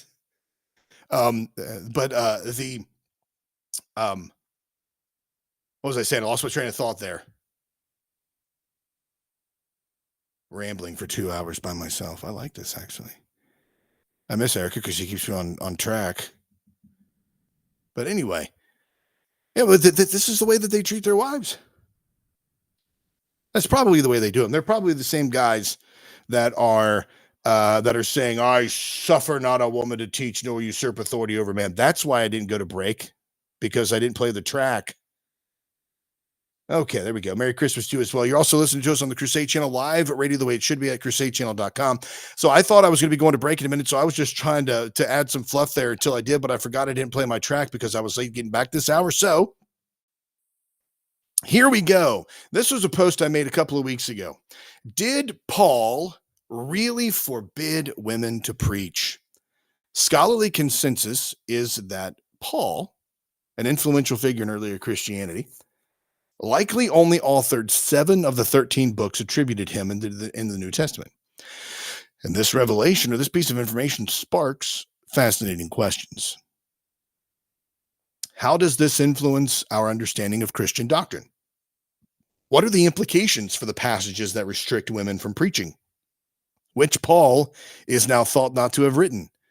Could this reshape longstanding interpretations of faith? What do you think? How might this impact contemporary perspectives on the role of women in the church? And I got some reactions on that. I got some comments on it. And as Audrey mentioned, she was the one who was commenting, and and the guys were were jumping on her, etc. About that. Figuratively speaking, by the way, figuratively speaking. But I posted for a couple of questions for a couple of reasons. First, there is, and I had known about this, but I didn't realize that there were so many books of the New Testament that Pauline authorship was questioned. And when I say Pauline authorship, that's the authorship of Paul and whether or not he wrote certain books of the New Testament. The authorship of the pastoral epistles, 1st and 2nd Timothy and Titus, is disputed, as a matter of fact, and it is stated. Some people believe that the Apostle Paul didn't even write that, but that was books written by people claiming to be Paul. And the reason they claimed to be Paul was pretty much like the reason that somebody would create a false Facebook profile of a celebrity or well-known person, and then that would allow them some sort of clout. So they were essentially clout banging. You're right. On this post, Scotty Roberts said the exact same thing. And, Audrey said something, and they didn't say anything. Oh, I'm sorry. Hold on a second. I put the wrong comment up there. They didn't even say anything to Scotty. They just ignored him because he's a dude, I guess. This is really weird. I'm drinking my Monster, and I started drinking this at 8:30. Typically, this is done. 8:30, 8:45-ish. Typically, this is done. I drink one of these every Saturday for my show. It's gone by like 9:15 or something. I'm almost at 11 o'clock, and I'm still drinking on this. But anyway, so here we have the Apostle Paul. The authorship of these books is in question. If the authorship of these books is in question, does that raise the question that, hey, Is this really legitimate? Now, people will have some questions about this. I did post up some other stuff about Pauline apostleship, and some people came at me, and immediately what they did is they started saying, well, like when you say, did God say women can't preach, and they're, or was that Paul? And they're like, well, here it is right there in the Bible. Just read it. It's right there. Then you're like, well, but it also says that Paul, an apostle, at the beginning of the book wrote that, but there is a lot of question and debate about whether or not he did. So if you are a Bible believing Christian and you want to know the truth without knowing the full scope of that argument, can you claim that to be truth when it opens up with a potential lie? If I tell you, oh, well, I'm Bill Paxton. I don't know why that's the first name that popped in my head. He's dead. But I'm Bill Paxton. And Bill Paxton says that you were supposed to do 150 jumping jacks in the morning and 25 burpees. And you're like, oh, wow, the great Bill Paxton said that we should do this. And everybody's like, oh, Bill Paxton said it. I heard him say it. Not only did he say it, he wrote it down. And look, it's in a post on Facebook. And people are like, hold up just a second. Bill Paxton died like 10 years ago. And they're like, it doesn't matter. It still says he said it. It has authority that can bind whatever I believe and think, and I have to do exactly what it says. And you're like, but Bill Paxton's dead. And they're just doing that to make you think it's him. That's the same situation that a lot of people look at when it comes to these pastoral epistles. The pastoral epistles are the ones that are written to the bishops or the pastors of the churches, to the elders, or the qualifications of the elders, how to lead a church, how to run a church, etc. And those are written evidently or potentially by Paul, or he has been the classically accepted author of those books because it does attest to his authorship at the beginning of those. And then, but looking at that and wondering, hey, is this really legit? Is this really true? I think that's a consideration that we have to take in when we're constructing doctrine, because this isn't merely us having just a regular conversation about things. This isn't us just talking about how we function at a party or in public, or whether or not we should wear socks or with sandals or not. This isn't a small issue. This is a big issue. You're creating doctrine. And when you create doctrine like this, not only are you creating doctrine, but you're also creating behaviors that are then enacted at churches. And when those behaviors are enacted at churches, that gets carried out, and people can either be assisted or they can be hurt by this. So when these revelations come to light, it's good to stop and think. Now, that's the first contestation I have. The first question I will raise about the pastoral epistles, now that I'm reassessing and looking at all this. And I'm wondering, well, did Paul really say that? If Paul didn't say that, if somebody else said it and it was a lie, then we're binding women to not preach or teach. And God never commanded that, right? I think that's a good, healthy debate to have, a good question to have.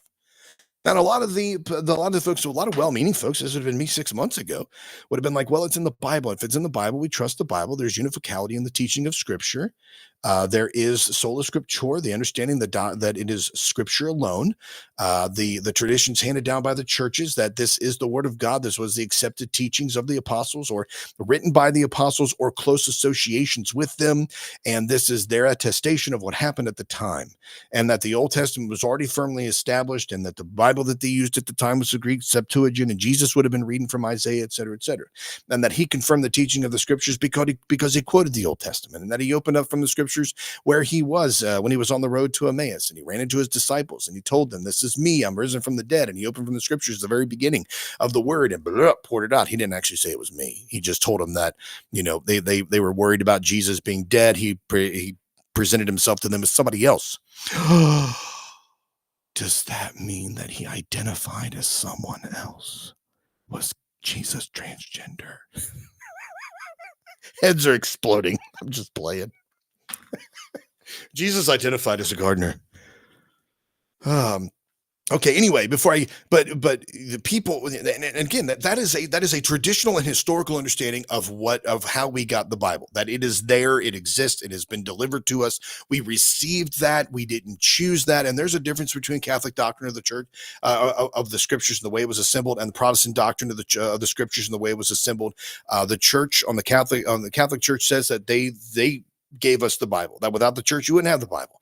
And on the Protestant side, it says that it was received, that these are widely read books of the New Testament, and they had apostolic authority, they had theological continuity, and that these are widely accepted and believed and read and celebrated by the churches. Therefore, we have all of this.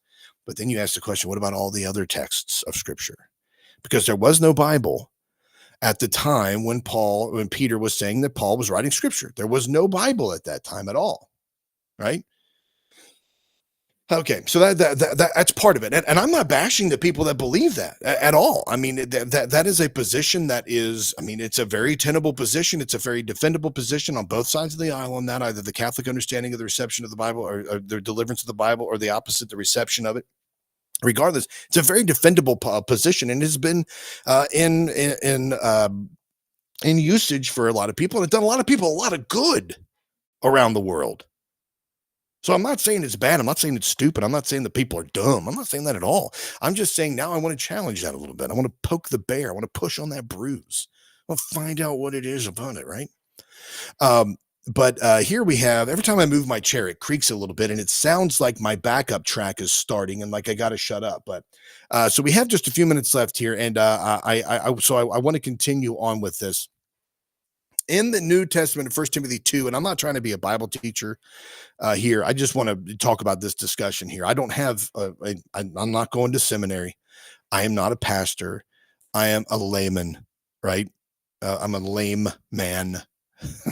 That's the derivative of the word. The etymology of the word is layman. It turned into lame man. But I'm just a guy who's trying to figure stuff out. But in 1 Timothy chapter 2, it says, I desire, this is evidently the Apostle Paul. It says, I desire that then in every place the men should pray, lifting up holy hands without anger or quarreling. Also, that women should adorn themselves modestly and sensibly in seemly apparel, not with braided hair or gold or pearls or costly attire, but by good deeds, as befits women who profess religion. Verse 11, let a woman learn in silence with all submissiveness. I permit no woman to teach or to have authority over men. She is to keep silent. For Adam was formed first, then Eve, and Adam was not deceived, but the woman was deceived and became a transgressor. Yet women will be saved through bearing children if she continues in faith and love and holiness with modesty. So here's my question. Those are challenging questions to some folks out there. First, why do we look at the passage that said, I permit not a woman to teach nor have authority over men, and to keep silent? But we don't look a few verses ahead of that said women should adorn themselves modestly and sensibly in seemly apparel, not with braided hair or gold or pearls or costly attire, but by good deeds as befits women who profess religion. Why do we not tell women not to wear jewelry? Well, because it's a cultural thing. Okay. If that's a cultural thing, what changes? We literally, between the period in verse 10, the number 11, and the capital L, let a woman learn in silence with all submissiveness. What's the difference? What changed in culture 2,000 years later? What changed? What changed in culture that said it's, well, women, they can wear whatever they want to wear, as long as it's modest, and as long as they're not showing too much boob or too much butt or too much leg, we're fine with that. But, women just, you can wear jewelry. And the Bible says not with braided hair or gold or pearls or costly attire. I mean, why? Why is that not applicable? But then telling a woman to shut up and learn in silence is. All right. And then the other thing I have about this is I permit no woman to teach or to have authority over man. It doesn't say to teach and have authority. It says or. So there's two different things there. What is or in the English language? What is that called? It's a conjunction, right? Yeah, it's a conjunction. It links alternatives. Used to link alternatives, introducing a synonym or explanation of a preceding word or phrase. So when it says here, I permit not a woman to teach. I permit no woman to teach or to have authority over men. That's saying, okay, first, women shouldn't teach. That's part one. But then it's the wonderful, oh, well, they can teach other women. And then they can teach children.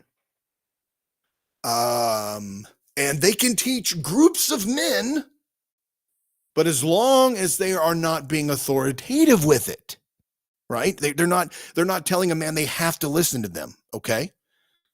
But it says, I permit no woman to teach. It does not give an exception there. You're negotiating with the text. If you say, I permit not a woman to teach, I permit no woman to teach, but only in these cases, that's not there in the text. It's not anywhere in the text at all. It's not only is it in 1 Timothy, but it is nowhere else in the Bible, right? This is the only place that has this. So when it says, why aren't you following that? Why is it okay to have women Sunday school teachers and women teaching at conferences that are traditionally male run, but they're making an exception? And then it says, or to have authority over men. Okay. Well, if a woman is a choir director, she has the authority over a man to say, well, you can't sing this part, or you have to sing that part. If a woman is a director of the play and there's a man in there as a cast member, she has the authority to tell that guy, no, you can't do this. You have to do this other thing. I want you to go over here. I have authority to tell you what to do, when to come on stage, when not to come on stage, what to do in this situation. And then people will say, well, no, it's authority in doctrinal matters. It doesn't say that. It doesn't say that at all. It says authority over men. You're not allowed to have authority over men. You're negotiating with the text now. You're saying that this text can't mean that. I don't want that text to mean this. That text has to mean that you're not allowed to have authority over men in certain situations, right? Women just shut up. That's what they do. Women just keep quiet. Audrey put in the comments here, she said, I braid my hair, I wear a necklace, I'm also barren. So according to that scripture or way of thought, I cannot be saved. And she, onto that last part, it says, women will be saved through childbearing if she continues in faith and love and holiness with modesty. Well, it says that they got to be, it says saved through childbearing. What happens if a woman can't bear children? See, and what I'm pointing out here is that people they'll latch onto one text and then they will say that this is authoritative and this is exactly what it means. But then they will negotiate away other parts of the Bible and other parts of the text that they don't like. Right? Because men want women to shut up. They want women to be submissive. They don't want women to teach them only in certain situations that they allow. They won't let them have authority over men, so they can't do any other parts in the church. You can't lead or do anything else where a man might be a part of that. All right? She's to keep silent. Women are supposed to be quiet. That's what it says. For Adam was first formed, then Eve. Now, people will say the reason that this is so powerful, the reason this is exactly why is because it appeals to creation. It appeals to creation. For Adam was first formed, then Eve. Adam was not deceived, but the woman was deceived and became a transgressor. But sin came through Adam. Elsewhere in the scriptures, it tells us that Adam, by one man, sin entered the world and death followed sin. It didn't say by one woman, sin entered the world. By one man, sin entered the world. See, now you have a seemingly contradiction or something that doesn't necessarily work with the other texts of scripture. Now we got to figure out, what does that mean? And then you start negotiating again. Well, that means in this certain instance or that certain situation or this certain place over here. But it's all part of that. Curtis mentioned something. I'm sorry, not Curtis. Gifted Guru says something here. It says, check out Deborah because no man willing to serve. She had to. We got plenty of men willing to serve nowadays. But that doesn't say that. That doesn't say that in that text. We're not bound by what Deborah does. People don't like to talk about Deborah. We're bound by this text, right? And they'll say that it appeals to creation. Well, if it appeals to creation, let me ask you this question over in 1 Corinthians 11:12. It says, actually, 1 Corinthians, starting in verse 2, 1 Corinthians 11, verse 2, it says, I commend you because you remember me in everything and maintain the traditions just as I handed them on to you. But I want you to understand that Christ is the head of every man, and the husband is the head of his wife, and God is the head of Christ. Any man who prays or prophesies with something on his head disgraces his head. But any woman who prays or prophesies with her head unveiled disgraces her head. It is one and the same thing as having her head shaved. For if a woman will not veil herself, then she should cut off her hair. But if it is disgraceful for a woman to have her hair cut off or to be shaved, she should wear a veil. For a man ought not to have his head veiled, since he is the image and reflection of God, but a woman is the reflection of man. Indeed, man was not made from woman, but woman from man. Neither was man created for the sake of woman, but woman for the sake of man.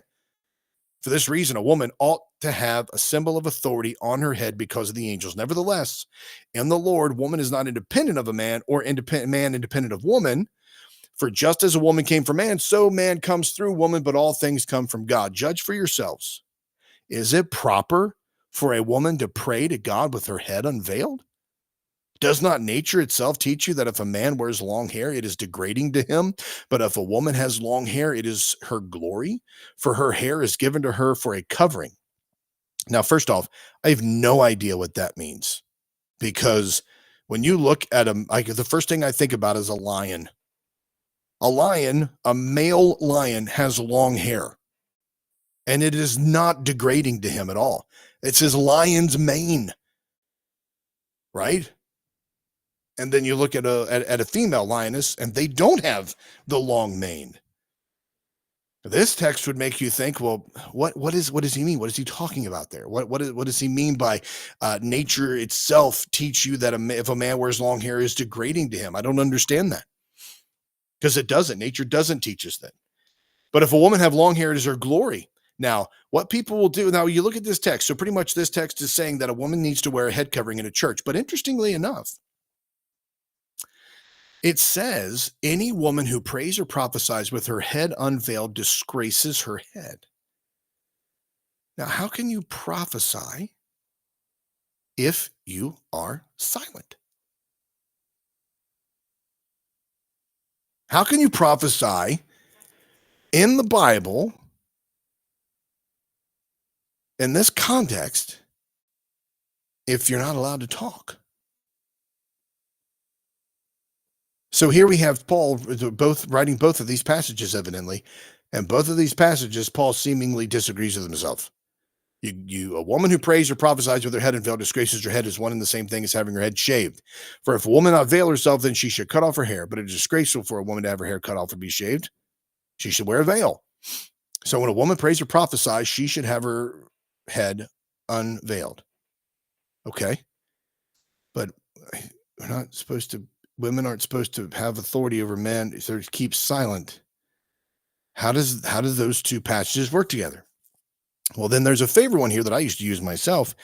The end of this text here talking about head coverings in verse 16, it says, but if anyone is disposed to be contentious, we have no such custom, nor do the churches of God. Now, what somebody will say is they'll be like, well, that verse right there says Paul is saying to us, if there's a problem, if people raise an issue about this, we don't have any custom like this. Neither do the other churches. I'm just saying, I'm just bringing something up. Well, why bring it up? It's superfluous. It doesn't make sense to me. And in a Bible that is in a book that is supposed to bind our consciences and direct how we do things.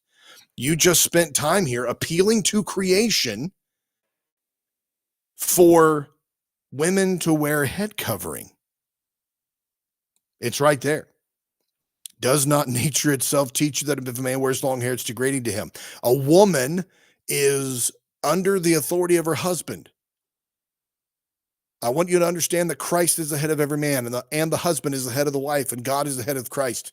That is an authority hierarchy. Woman, man, Christ, God. That's the hierarchy that it gives us. But then at the very end, he says, but if anybody's disposed to be contentious, if anybody, we don't have a doctrine about this in the church got anywhere else. Don't worry about it. That seems uncharacteristic of Paul.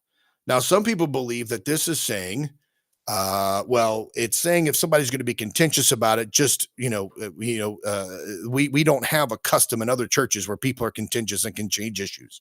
All right. But here real quick, we're about to leave the Crusade channel. I can only do a couple more minutes on this because I got some stuff to do, but a big, huge thanks to all the support over at the Crusade channel, Mike Church and all those folks over there who have allowed me to bloviate today and then all the other times. So we appreciate all the support. And I'm looking forward to 2025 and the great things that not only this show is going to do, but the network over there at the Crusade channel. They got a lot of great things brewing. So check out crusadechannel.com. Also check out the Mike Church show that is on at 6 a.m. Central time, so 7 a.m. Eastern time on YouTube, and it's going to be broadcast to the world coming up in 2025 as well. So be sure to show them some love, let them know how much you appreciate seeing the show over there and how much you appreciate them allowing us to broadcast on their airwaves. And it is a great thing. Mike Church is the guy who gave me my big break, so I owe him, and I appreciate him very much for everything he's done. And now everybody else that can stay on with the show, I'm going to finish up this topic, and I'll say my thoughts to you as well. But everybody that's listening right now, thank you so much. This year has been hell for my family, but you all have stuck by me. You all have shown me a lot of love, a lot of support, a lot of grace, and the folks over at the Crusade channel did the same. Mike was very patient in allowing me to get back on the air and when I was able to, and really do appreciate that. So for all of you over at the Crusade channel, thank you. For all you listening to the program right now as well, thank you so much for your kindness and grace this year. And we will be talking to you soon. Happy New Year to everybody at the Crusade channel. Happy New Year to all the listeners here. And until next time, make Christ supremely valuable. Don't go anywhere, everybody, because we're still broadcasting over on Rumble. So you all have a great day. God bless. All right. So that ended. Sorry about that. I had to end the stream over to Crusade channel. No music on this one because this hour I had the problems to the camera and such, but I'm going to finish a couple of quick words and statements about this. And you can share this part of the show with anybody you want to. I'm perfectly fine with that. But we just had an appeal to creation. We just had to appeal to authority and hierarchy in this: woman, man, Christ, God. So if we're appealing to creation over here, it's the same thing if a woman, if she has her head covered, it's the same thing as if she shaves her. I'm sorry. A woman that prophesies or prays without her head covered is the same thing. She just shaved her head. If she just went Sinead O'Connor, just gone, all gone. Shave it off. That's the same disgrace without a covering as it is for that. And it tells us here that that woman was created for man. That again appeals back to creation of the man and a hierarchy of the female and the male relationship. So why don't the people who say that women can't teach all wear head coverings or all have women wearing head coverings? Where's that? Both of the passages appeal to creation. But that one little verse, but if anyone is disposed to be contentious, we have no custom nor to the churches of God. What does that mean? Explain. So you're saying to me that Paul says that's verse 15, that's 12, 13 verses ranting about the importance of a woman wearing a head covering if she doesn't cover her head when she's praying or prophesying, that she should just shave it off because nature tells us that a man has short hair and a woman has long hair, and that this is the hierarchy, right? He spends all those verses telling us that. Then at the end of that, he throws out there, but if any man is disposed to be contentious, if anybody's going to give you issues about that, if anybody's going to push back you on that, we don't have a custom on this. I'm just saying. Elsewhere in the Bible, Paul talks about being single, and he says that he's like, you know what? This is I speak this, not God, but me, right? I'm saying this, not God. And people are like, well, that's still binding because it's in the Bible. Because the Bible is authoritative in everything that it says, right? So you have a quandary here. A woman is not allowed to teach, but learn in silence and subjection. In one passage, in another passage, it says, well, a woman can prophesy and preach, but she has to cover her head. But if they give you pushback about it, we don't have any such customs either to the churches of God, which means it doesn't say anything about letting a woman prophesy or pray. It's talking about the head coverings. So the argument that it appeals to creation is kind of washed out by these two, I believe. And if you disagree with me on that, that's perfectly fine. You can email me or you can message me in the chat. You can reach out to me on Facebook. That's fine. You can do so. And then the other part of this verse where it says here, women will be saved through bearing children. I thought women were saved by grace through faith, just like men were saved by grace through faith. Right? So the passages are troubling here. So you see why when you start breaking the passages down like that and you start looking at the line by line, word by word, it's no longer just, well, it's right there. It says it right there. That's not what it means. I mean, that doesn't carry the weight because yes, it says it right there, but then over here it says something completely different. And I think that it's okay and it's healthy for us to talk about those things. Miriam was a prophetess and a leader. She led the women of Israel in worship and taught them to praise God after crossing the Red Sea. She held a prominent position alongside her brothers Moses and Aaron in leading Israel. Deborah was a prophetess, a judge, and a military leader. She instructed Barak on God's plan for defeating Sisera. She taught him. She also served as a judge, teaching and guiding the Israelites in legal and spiritual matters. A lot of people look at the Old Testament as being a lot more strict than the New Testament. She's a prime example of women exercising authority in spiritual and civil leadership. Huldah, role, prophetess, example. Huldah was consulted by King Josiah's advisors regarding the book of the law found in the temple. She delivered God's message about its implications. So her teaching spurred spiritual reforms in Judah. Priscilla, teacher and missionary. Priscilla, along with her husband Aquila, taught Apollos, an eloquent preacher, more accurately about Jesus. That's in Acts 18:26. She's often mentioned as a partner in ministry with her husband, demonstrating her active role in teaching. The Samaritan woman at the well, after her conversion with Jesus, she shared his message with her community, leading many people to believe in him. Listen to that. She was teaching her village about Jesus Christ, Mother Mary, the mother of Jesus, the Blessed Virgin Mary. Her Magnificat reflects her deep knowledge of Scripture and her ability to proclaim God's truth. She's likely taught Jesus during his upbringing. Her faith and wisdom influenced the early life of Christ and served as a model for believers. Phoebe was a deacon and possibly a teacher, commended by Paul as a deacon of the church in Centuria. Some scholars suggest she delivered and perhaps explained Paul's letter to the Romans. My gosh, all these women disobeying the teachings of Paul. My word, how terrible. What are they going to do when they get to 1 Corinthians? They're going to be like, what in the world? I've been doing it all wrong. You know?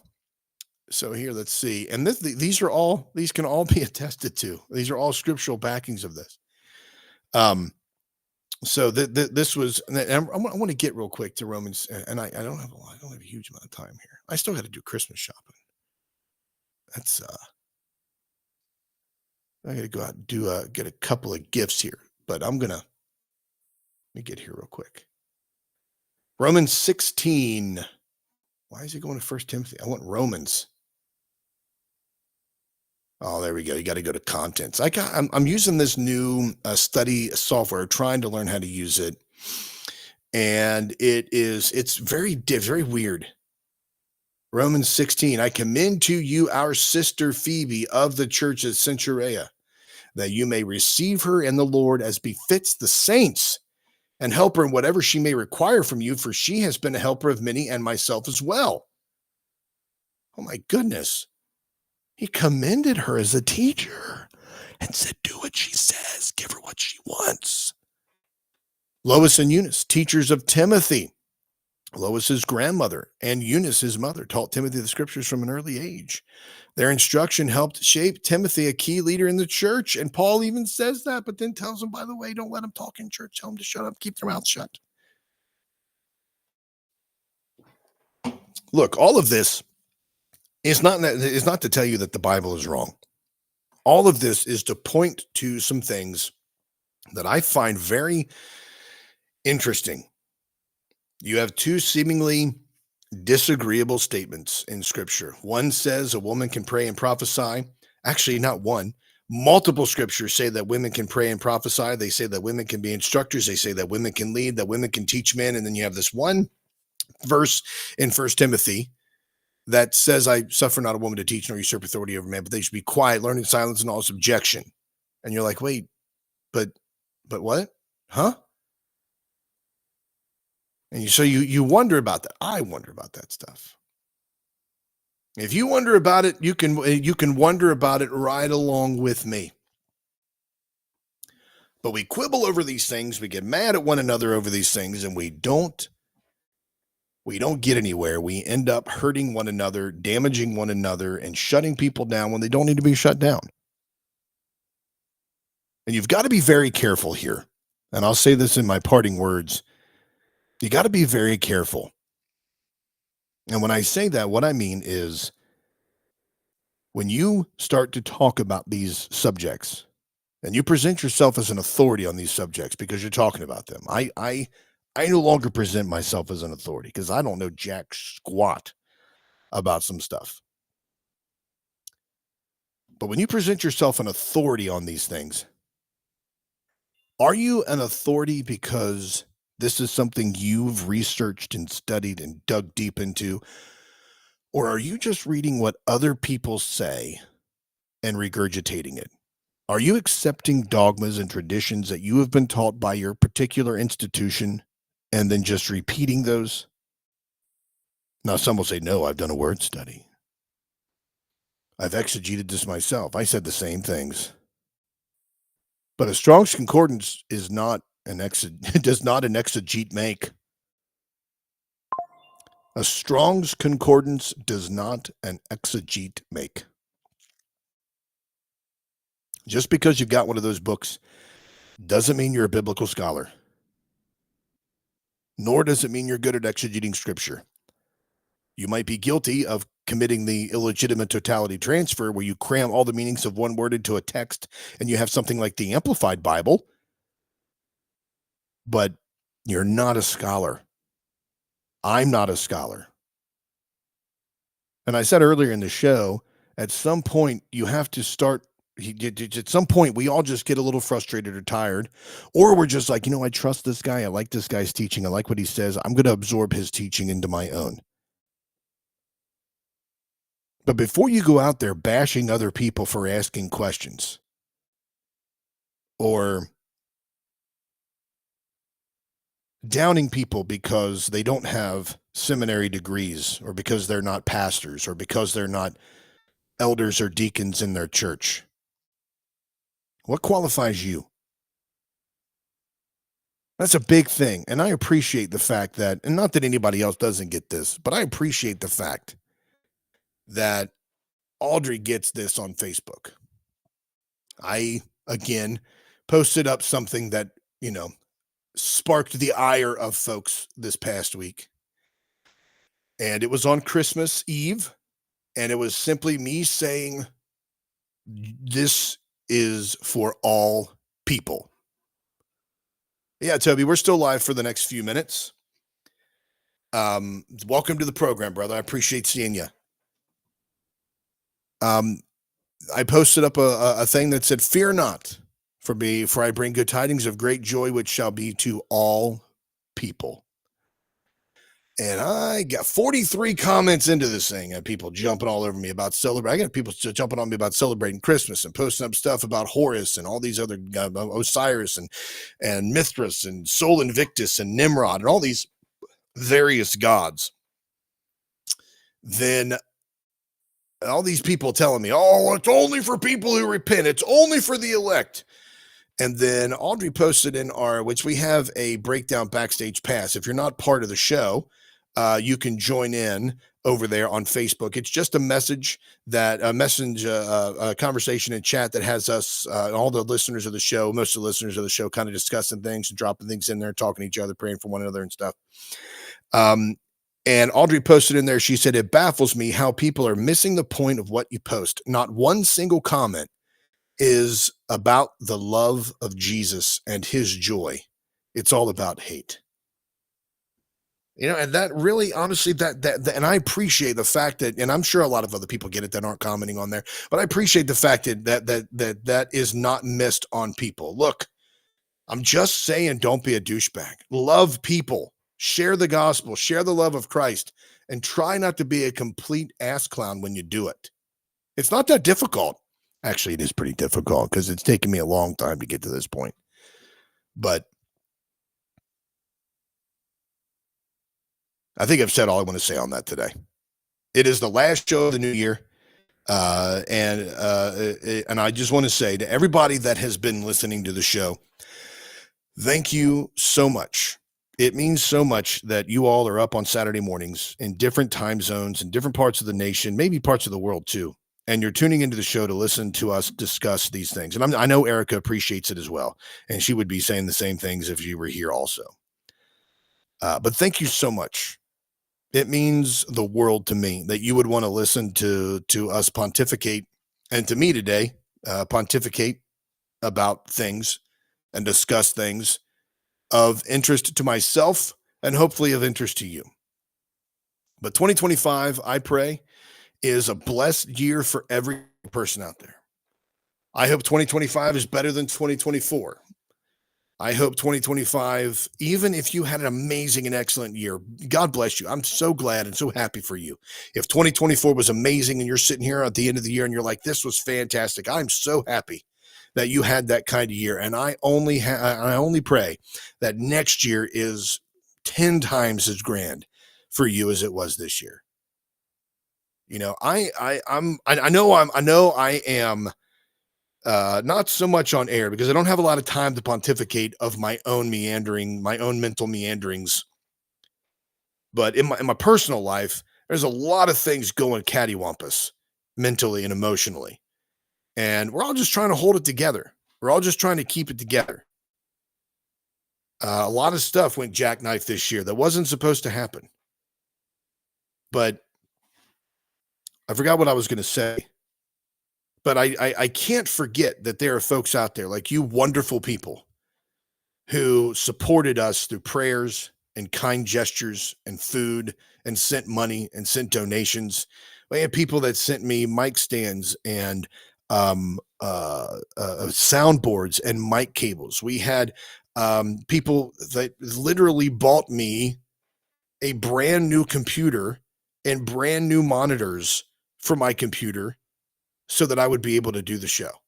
I'm not joking. I'm talking about like the setup I have here is like $1,200. Actually, I think it's like $1,600. Mic and stands and monitors and computer and all of that stuff. Somebody just bought that for me. And I sit back and I'm like, wow. Toby is a paid subscriber over on Substack.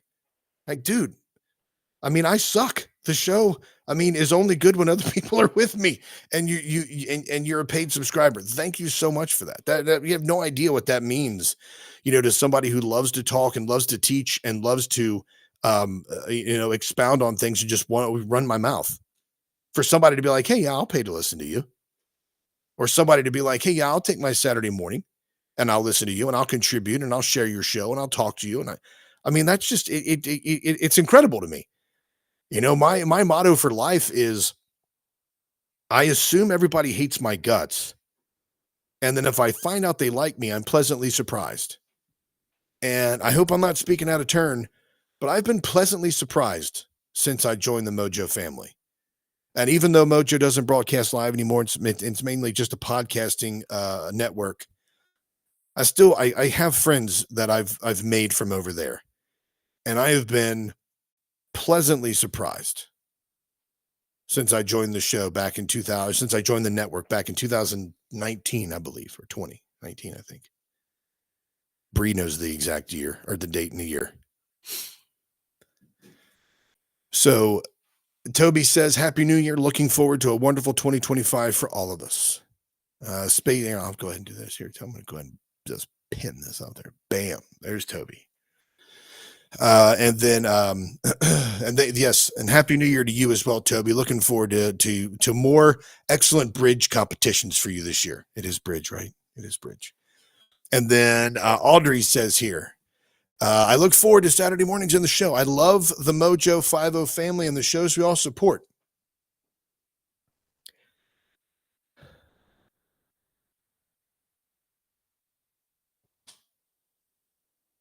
Well, I'm glad the camera's off right now.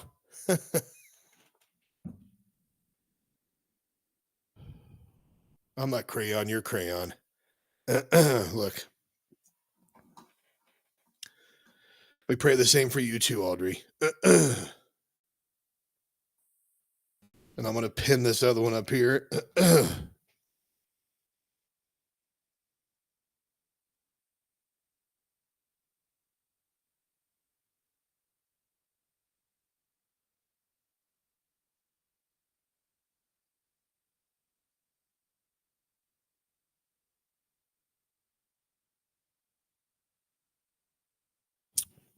I'm still here. Deb says, we love the breakdown and you, Aaron. Thank you for this show. God bless you and all that. God bless you and all, and looking forward to a wonderful 2025. And Toby, thank you, Deb. Toby says, I'm happy to support your voice. Well, I didn't expect all of this, to be honest with you, for the last show of the year. As mentioned, I'm glad that the camera's off. Thank you all.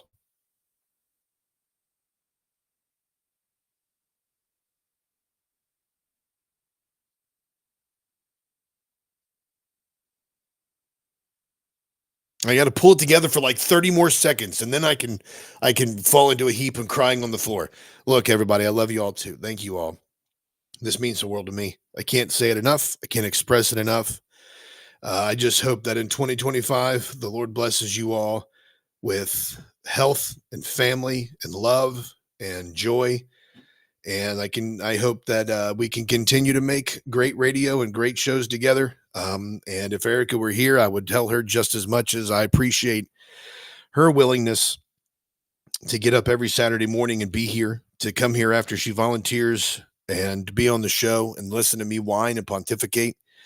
And I know Brian had a lot of stuff that he has going on, with going to school and with his personal ministry and such. And the fact that he dedicated those years to being on the program as well, means a lot. It does not go wasted. It doesn't. Those types of blessings, they mean something to people. And although we don't always say it,